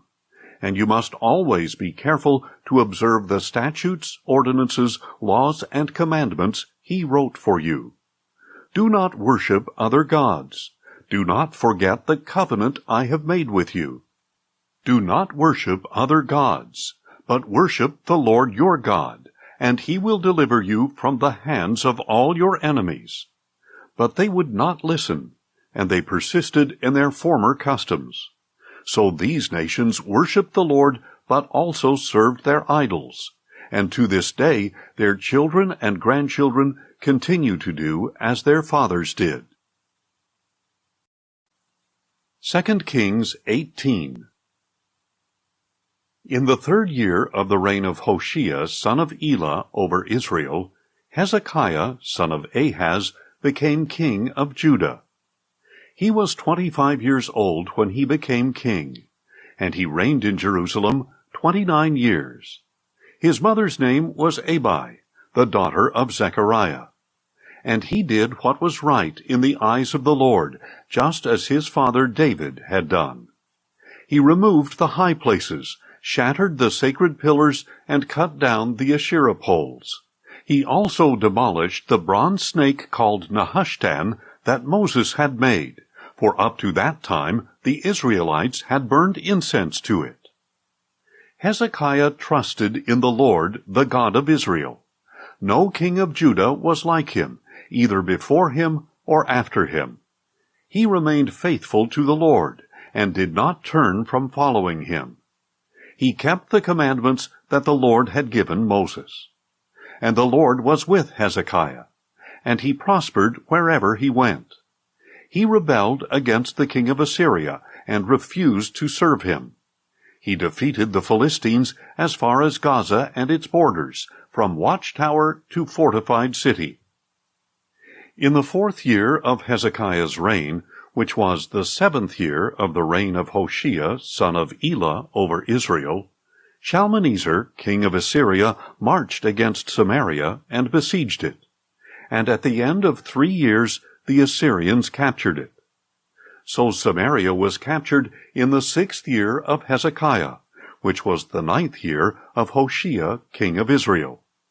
The king of Assyria exiled the Israelites to Assyria, and settled them in Halah, in Gozan by the Habor River, and in the cities of the Medes. This happened because they did not listen to the voice of the Lord their God, but violated his covenant, all that Moses, the servant of the Lord, had commanded, and would neither listen nor obey. In the 14th year of Hezekiah's reign, Sennacherib, king of Assyria, attacked and captured all the fortified cities of Judah. So Hezekiah, king of Judah, sent word to the king of Assyria at Lachish, saying, I have done wrong. Withdraw from me, and I will pay whatever you demand from me. And the king of Assyria exacted from Hezekiah, king of Judah, 300 talents of silver and 30 talents of gold. Hezekiah gave him all the silver that was found in the house of the Lord and in the treasuries of the royal palace. At that time Hezekiah stripped the gold with which he had plated the doors and doorposts of the temple of the Lord, and he gave it to the king of Assyria. Nevertheless, the king of Assyria sent the Tartan, the Rabsaris, and the Rabshakeh, along with a great army, from Lachish to King Hezekiah at Jerusalem. They advanced up to Jerusalem and stationed themselves by the aqueduct of the upper pool, on the road to the launderer's field.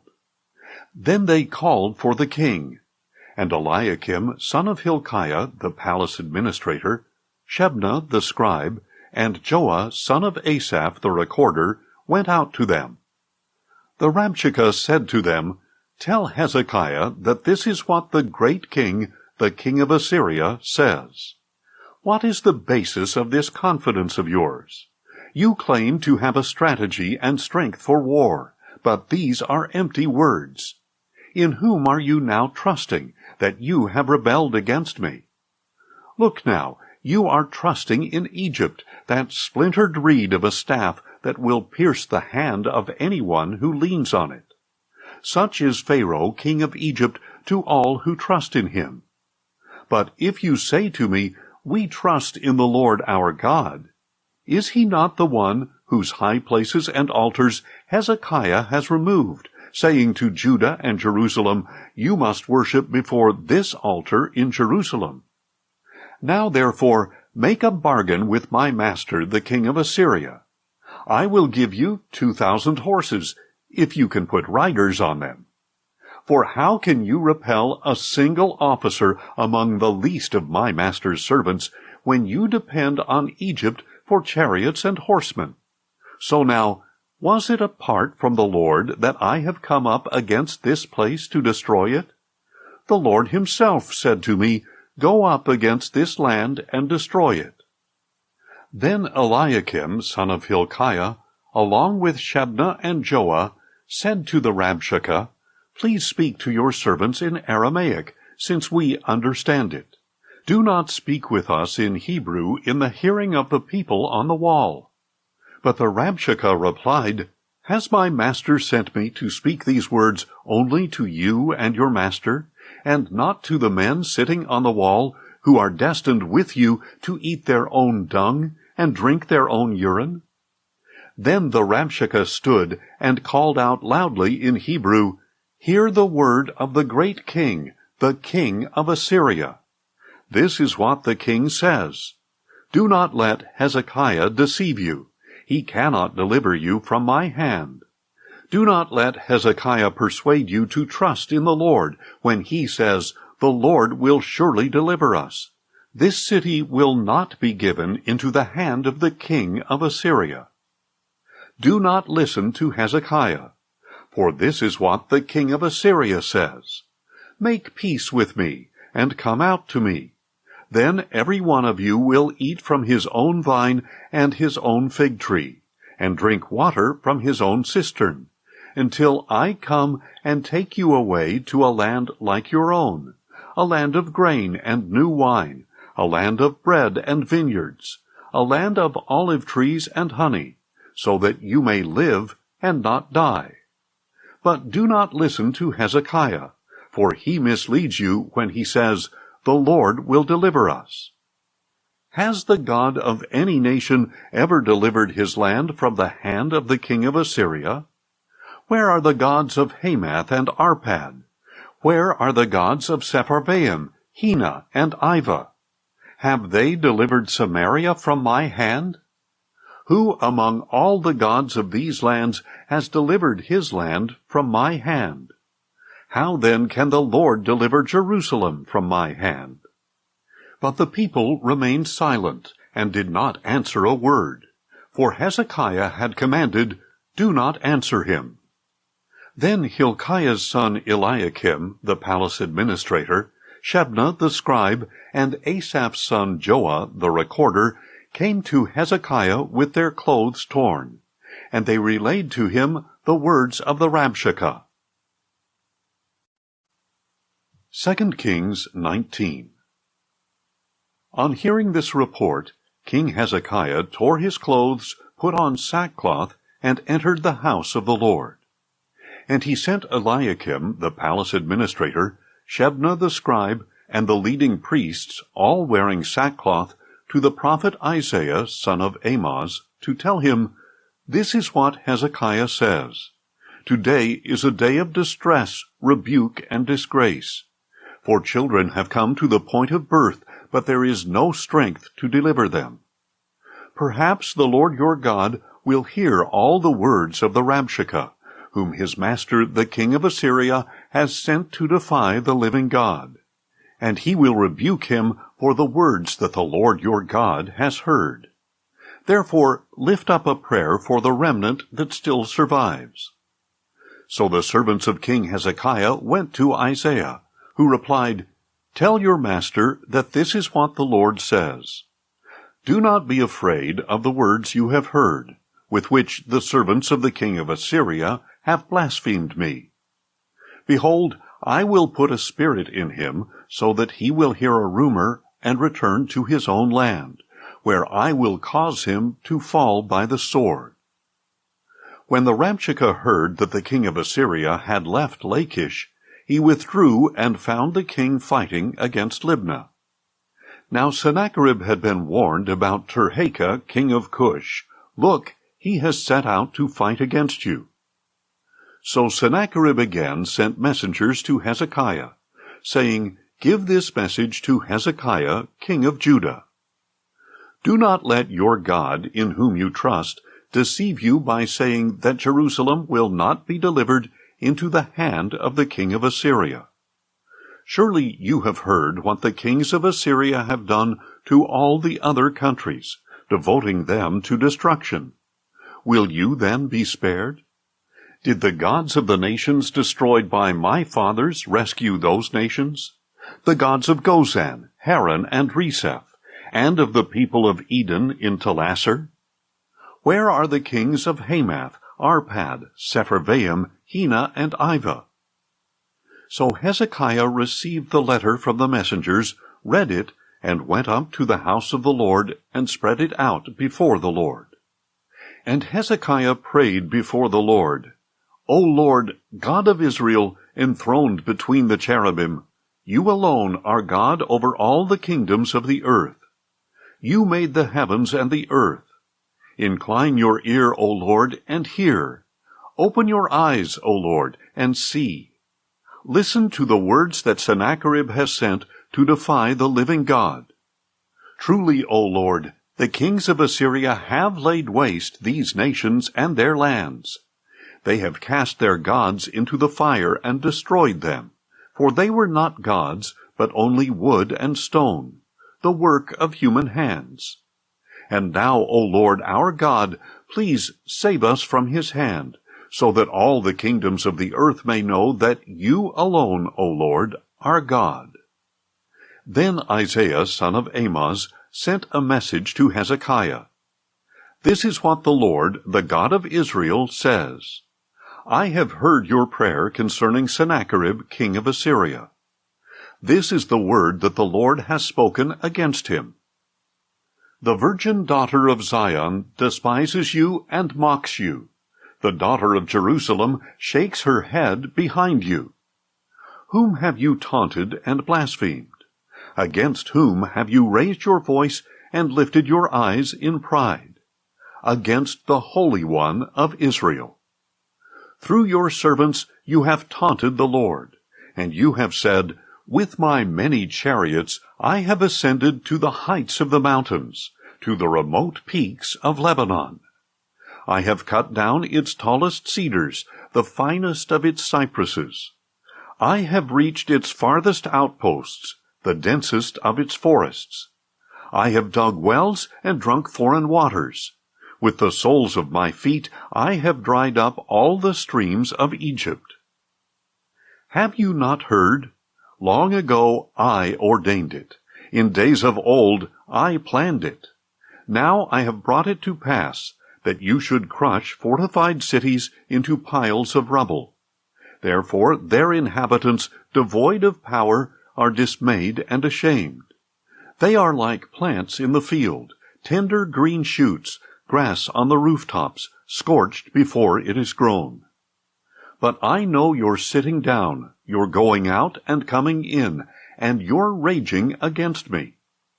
Because your rage and arrogance against me have reached my ears, I will put my hook in your nose and my bit in your mouth. I will send you back the way you came. And this will be a sign to you, O Hezekiah. This year you will eat what grows on its own, and in the second year what springs from the same. But in the third year you will sow and reap. You will plant vineyards and eat their fruit. And the surviving remnant of the house of Judah will again take root below and bear fruit above. For a remnant will go forth from Jerusalem, and survivors from Mount Zion. The zeal of the Lord of hosts will accomplish this. So this is what the Lord says about the king of Assyria. He will not enter this city, or shoot an arrow into it. He will not come before it with a shield, or build up a siege ramp against it. He will go back the way he came, and he will not enter this city, declares the Lord. I will defend this city and save it for my own sake, and for the sake of my servant David. And that very night the angel of the Lord went out and struck down 185,000 men in the camp of the Assyrians. When the people got up the next morning, there were all the dead bodies. So Sennacherib, king of Assyria, broke camp and withdrew. He returned to Nineveh and stayed there. One day, while he was worshipping in the temple of his god Nisroch, his sons Adramelech and Sharezer put him to the sword, and escaped to the land of Ararat.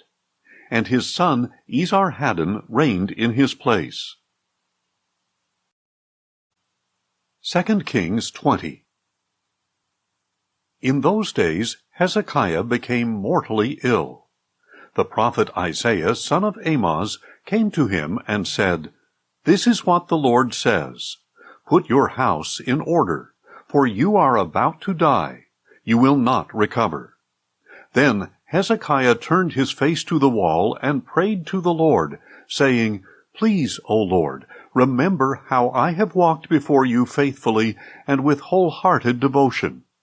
I have done what was good in your sight." And Hezekiah wept bitterly. Before Isaiah had left the middle courtyard, the word of the Lord came to him, saying, "Go back and tell Hezekiah, the leader of my people, that this is what the Lord, the God of your father David, says. I have heard your prayer. I have seen your tears. I will surely heal you. On the 3rd day from now, you will go up to the house of the Lord. I will add 15 years to your life, and I will deliver you and this city from the hand of the king of Assyria. I will defend this city for my sake and for the sake of my servant David." Then Isaiah said, "Prepare a poultice of figs." So they brought it and applied it to the boil, and Hezekiah recovered. Now Hezekiah had asked Isaiah, "What will be the sign that the Lord will heal me, and that I will go up to the house of the Lord on the 3rd day?" And Isaiah had replied, "This will be a sign to you from the Lord, that he will do what he has promised. Would you like the shadow to go forward 10 steps, or back 10 steps?" "It is easy for the shadow to lengthen 10 steps, answered Hezekiah, "but not for it to go back 10 steps. So Isaiah the prophet called out to the Lord, and he brought the shadow back the 10 steps it had descended on the stairway of Ahaz. At that time Merodach-Baladan, son of Baladan, king of Babylon, sent letters and a gift to Hezekiah, for he had heard about Hezekiah's illness. And Hezekiah received the envoys, and showed them all that was in his treasure house, the silver, the gold, the spices, and the precious oil, as well as his armory, all that was found in his storehouses. There was nothing in his palace or in all his dominion that Hezekiah did not show them. Then the prophet Isaiah went to King Hezekiah and asked, "Where did those men come from, and what did they say to you?" "They came from a distant land," Hezekiah replied, "from Babylon." "What have they seen in your palace?" Isaiah asked. "They have seen everything in my palace," answered Hezekiah. "There is nothing among my treasures that I did not show them." Then Isaiah said to Hezekiah, "Hear the word of the Lord. The time will surely come when everything in your palace and all that your fathers have stored up until this day will be carried off to Babylon. Nothing will be left, says the Lord. And some of your descendants, your own flesh and blood, will be taken away to be eunuchs in the palace of the king of Babylon." But Hezekiah said to Isaiah, "The word of the Lord that you have spoken is good." For he thought, "Will there not at least be peace and security in my lifetime?" As for the rest of the acts of Hezekiah, along with all his might, and how he constructed the pool and the tunnel to bring water into the city, are they not written in the book of the Chronicles of the kings of Judah? And Hezekiah rested with his fathers, and his son Manasseh reigned in his place. 2 Kings 21. Manasseh was 12 years old when he became king, and he reigned in Jerusalem 55 years. His mother's name was Hephzibah, and he did evil in the sight of the Lord by following the abominations of the nations that the Lord had driven out before the Israelites. For he rebuilt the high places that his father Hezekiah had destroyed, and he raised up altars for Baal. He made an Asherah pole, as King Ahab of Israel had done, and he worshipped and served all the host of heaven. Manasseh also built altars in the house of the Lord, of which the Lord had said, "In Jerusalem I will put my name." In both courtyards of the house of the Lord he built altars to all the host of heaven. He sacrificed his own son in the fire, practiced sorcery and divination, and consulted mediums and spiritists.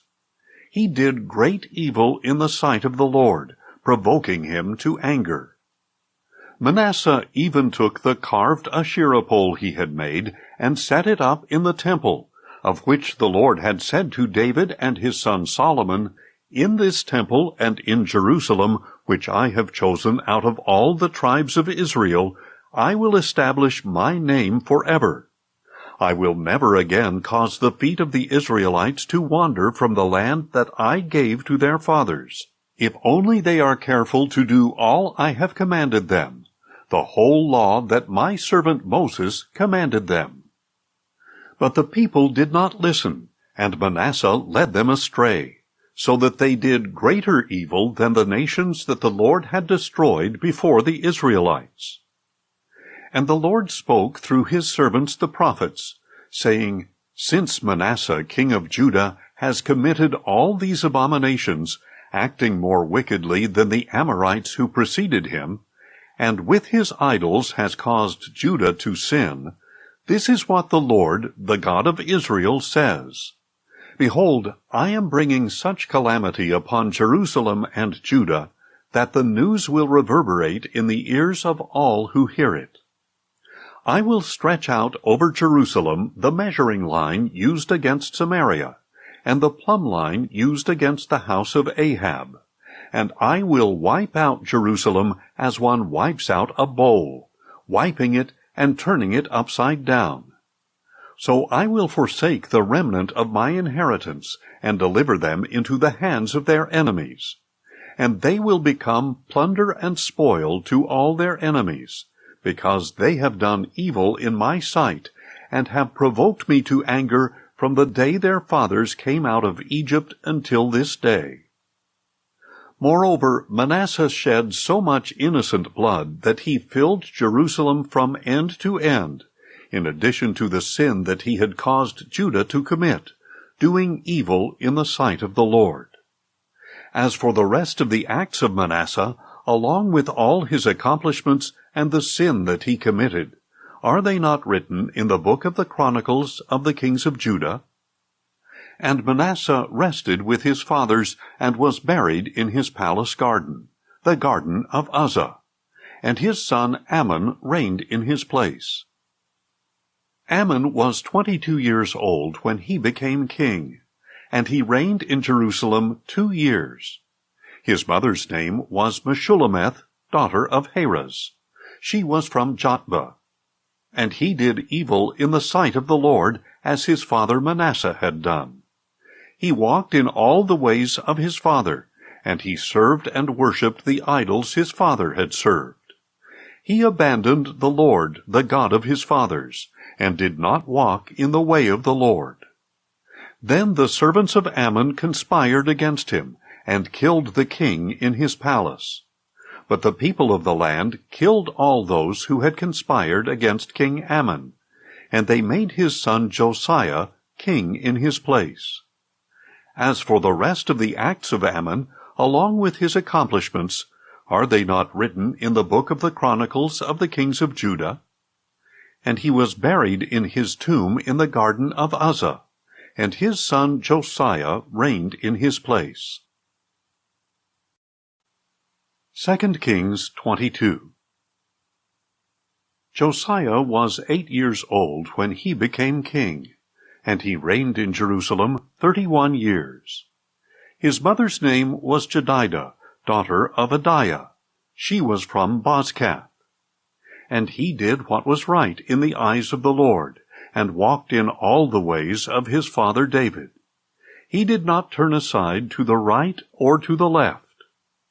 Now in the 18th year of his reign, King Josiah sent the scribe Shaphan, son of Azaliah, the son of Meshullam, to the house of the Lord, saying, Go up to Hilkiah the high priest, and have him count the money that has been brought into the house of the Lord, which the doorkeepers have collected from the people. And let them deliver it into the hands of the supervisors of those doing the work on the house of the Lord, who in turn are to give it to the workmen repairing the damages to the house of the Lord, to the carpenters, builders, and masons, to buy timber and dressed stone to repair the temple. But they need not account for the money put into their hands, since they work with integrity. Then Hilkiah the high priest said to Shaphan the scribe, I have found the book of the law in the house of the Lord. And he gave it to Shaphan, who read it. And Shaphan the scribe went to the king and reported, Your servants have paid out the money that was found in the temple, and have put it into the hands of the workers and supervisors of the house of the Lord.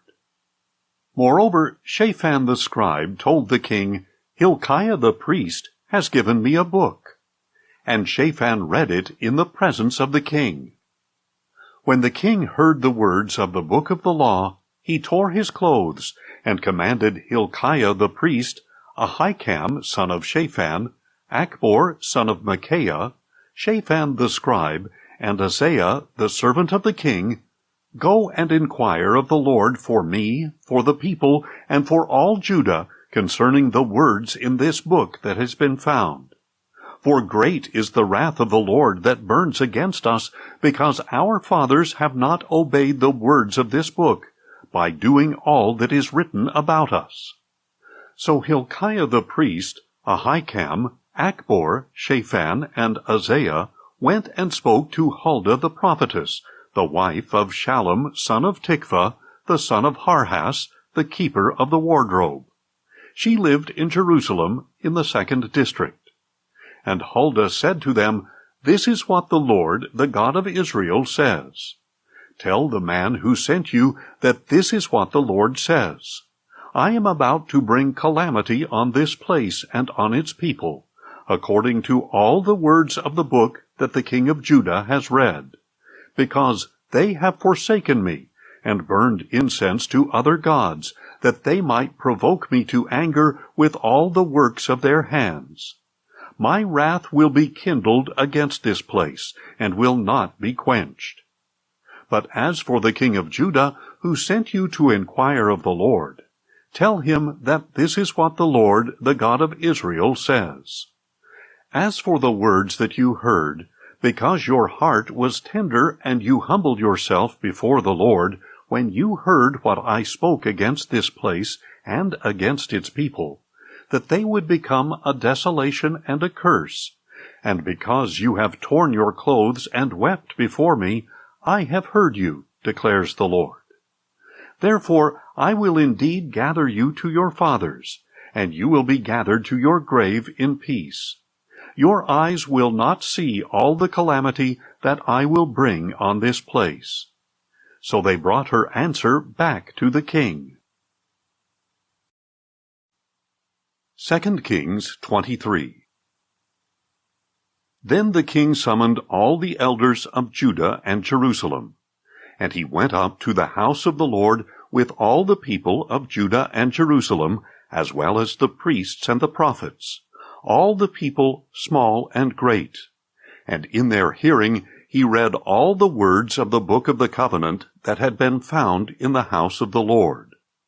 So the king stood by the pillar and made a covenant before the Lord, to follow the Lord, and to keep his commandments, decrees, and statutes with all his heart and all his soul, and to carry out the words of this covenant that were written in this book. And all the people entered into the covenant. Then the king commanded Hilkiah the high priest, the priest second in rank, and the doorkeepers, to remove from the temple of the Lord all the articles made for Baal, Asherah, and all the host of heaven. And he burned them outside Jerusalem in the fields of Kidron, and carried their ashes to Bethel. Josiah also did away with the idolatrous priests ordained by the kings of Judah to burn incense on the high places of the cities of Judah and in the places all around Jerusalem, those who had burned incense to Baal, to the sun and moon, to the constellations, and to all the host of heaven. He brought the Asherah pole from the house of the Lord to the Kidron valley outside Jerusalem, and there he burned it, ground it to powder, and threw its dust on the graves of the common people. He also tore down the quarters of the male shrine prostitutes that were in the house of the Lord, where the women had woven tapestries for Asherah. Then Josiah brought all the priests from the cities of Judah, and desecrated the high places, from Geba to Beersheba, where the priests had burned incense. He tore down the high places of the gates at the entrance of the gate of Joshua, the governor of the city, which was to the left of the city gate. Although the priests of the high places did not come up to the altar of the Lord in Jerusalem, they ate unleavened bread with their fellow priests.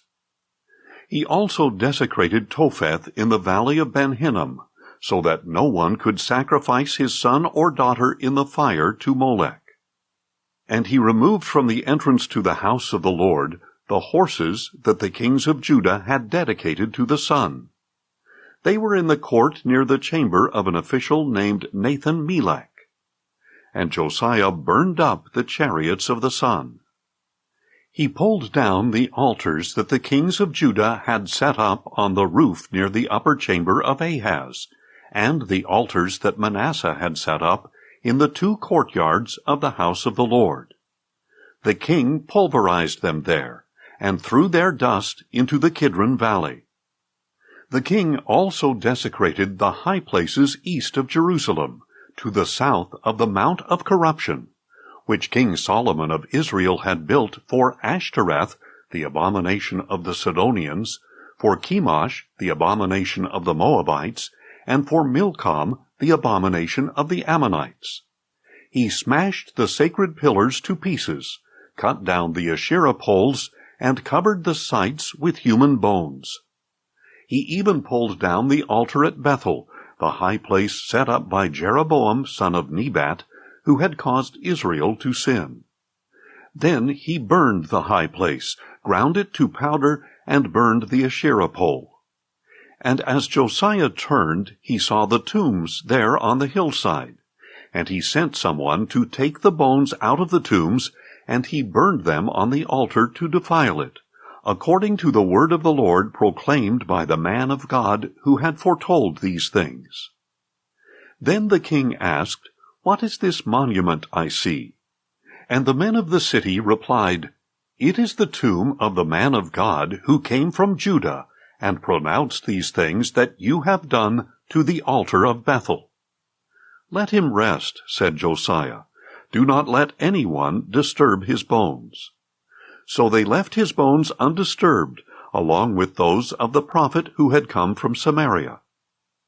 Just as Josiah had done at Bethel, so also in the cities of Samaria he removed all the shrines of the high places set up by the kings of Israel who had provoked the Lord to anger. On the altars he slaughtered all the priests of the high places, and he burned human bones on them. Then he returned to Jerusalem. The king commanded all the people, "Keep the Passover of the Lord your God, as it is written in this book of the covenant." No such Passover had been observed from the days of the judges who had governed Israel through all the days of the kings of Israel and Judah.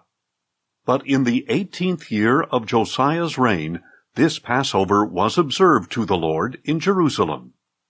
Furthermore, Josiah removed the mediums and spiritists, the household gods and idols, and all the abominations that were seen in the land of Judah and in Jerusalem. He did this to carry out the words of the law written in the book that Hilkiah the priest had found in the house of the Lord. Neither before nor after Josiah was there any king like him, who turned to the Lord with all his heart, and with all his soul, and with all his strength, according to all the law of Moses. Nevertheless, the Lord did not turn away from the fury of his burning anger, which was kindled against Judah because of all that Manasseh had done to provoke him to anger. For the Lord had said, "I will remove Judah from my sight, just as I removed Israel. I will reject this city Jerusalem, which I chose, and the temple of which I said, My name shall be there." As for the rest of the acts of Josiah, along with all his accomplishments, are they not written in the book of the Chronicles of the kings of Judah? At the end of Josiah's reign, Pharaoh Necho, king of Egypt, marched up to help the king of Assyria at the Euphrates River. King Josiah went out to confront him, But Necho faced him and killed him at Megiddo. From Megiddo his servants carried his body in a chariot, brought him to Jerusalem, and buried him in his own tomb. Then the people of the land took Jehoahaz, son of Josiah, anointed him, and made him king in place of his father. Jehoahaz was 23 years old when he became king, and he reigned in Jerusalem 3 months. His mother's name was Hamutal, daughter of Jeremiah. She was from Libnah. And he did evil in the sight of the Lord, just as his fathers had done. And Pharaoh Necho imprisoned Jehoahaz at Riblah in the land of Hamath, so that he could not reign in Jerusalem. And he imposed on Judah a levy of 100 talents of silver and a talent of gold. Then Pharaoh Necho made Eliakim, son of Josiah, king in place of his father Josiah. And he changed Eliakim's name to Jehoiakim. But Necho took Jehoahaz and carried him off to Egypt, where he died. So Jehoiakim paid the silver and gold to Pharaoh Necho. But to meet Pharaoh's demand, he taxed the land and exacted the silver and the gold from the people, each according to his wealth. Jehoiakim was 25 years old when he became king, and he reigned in Jerusalem 11 years. His mother's name was Zebidah, daughter of Pedaiah. She was from Rumah. And he did evil in the sight of the Lord, just as his fathers had done. 2 Kings 24. During Jehoiakim's reign, Nebuchadnezzar, king of Babylon, invaded. So Jehoiakim became his vassal for 3 years, until he turned and rebelled against Nebuchadnezzar. And the Lord sent Chaldean, Aramean, Moabite, and Ammonite raiders against Jehoiakim in order to destroy Judah, according to the word that the Lord had spoken through his servants the prophets. Surely this happened to Judah at the Lord's command, to remove them from his presence because of the sins of Manasseh and all that he had done, and also for the innocent blood he had shed. For he had filled Jerusalem with innocent blood, and the Lord was unwilling to forgive. As for the rest of the acts of Jehoiakim, along with all his accomplishments, are they not written in the book of the Chronicles of the kings of Judah? And Jehoiakim rested with his fathers, and his son Jehoiachin reigned in his place. Now the king of Egypt did not march out of his land again, because the king of Babylon had taken all his territory, from the brook of Egypt to the Euphrates River. Jehoiachin was 18 years old when he became king, and he reigned in Jerusalem 3 months. His mother's name was Nehushta, daughter of Elnathan. She was from Jerusalem. And he did evil in the sight of the Lord, just as his father had done. At that time the servants of Nebuchadnezzar, king of Babylon, marched up to Jerusalem, and the city came under siege. And Nebuchadnezzar, king of Babylon, came to the city, while his servants were besieging it. Jehoiachin, king of Judah, his mother, his servants, his commanders, and his officials all surrendered to the king of Babylon. So in the 8th year of his reign, the king of Babylon took him captive. As the Lord had declared, Nebuchadnezzar also carried off all the treasures from the house of the Lord and the royal palace. And he cut into pieces all the gold articles that Solomon, king of Israel, had made in the temple of the Lord. He carried into exile all Jerusalem, all the commanders and mighty men of valor, all the craftsmen and metalsmiths, 10,000 captives in all. Only the poorest people of the land remained. Nebuchadnezzar carried away Jehoiachin to Babylon, as well as the king's mother, his wives, his officials, and the leading men of the land. He took them into exile from Jerusalem to Babylon. The king of Babylon also brought into exile to Babylon all 7,000 men of valor, and 1,000 craftsmen and metalsmiths, all strong and fit for battle. Then the king of Babylon made Mattaniah, Jehoiakim's uncle, king in his place, and changed his name to Zedekiah. Zedekiah was 21 years old when he became king, and he reigned in Jerusalem 11 years. His mother's name was Hamutal, daughter of Jeremiah. She was from Libnah. And Zedekiah did evil in the sight of the Lord, just as Jehoiakim had done. For because of the anger of the Lord, all this happened in Jerusalem and Judah, until he finally banished them from his presence. And Zedekiah also rebelled against the king of Babylon. 2 Kings 25. So in the 9th year of Zedekiah's reign, on the 10th day of the 10th month, Nebuchadnezzar, king of Babylon, marched against Jerusalem with his entire army. They encamped outside the city and built a siege wall all around it.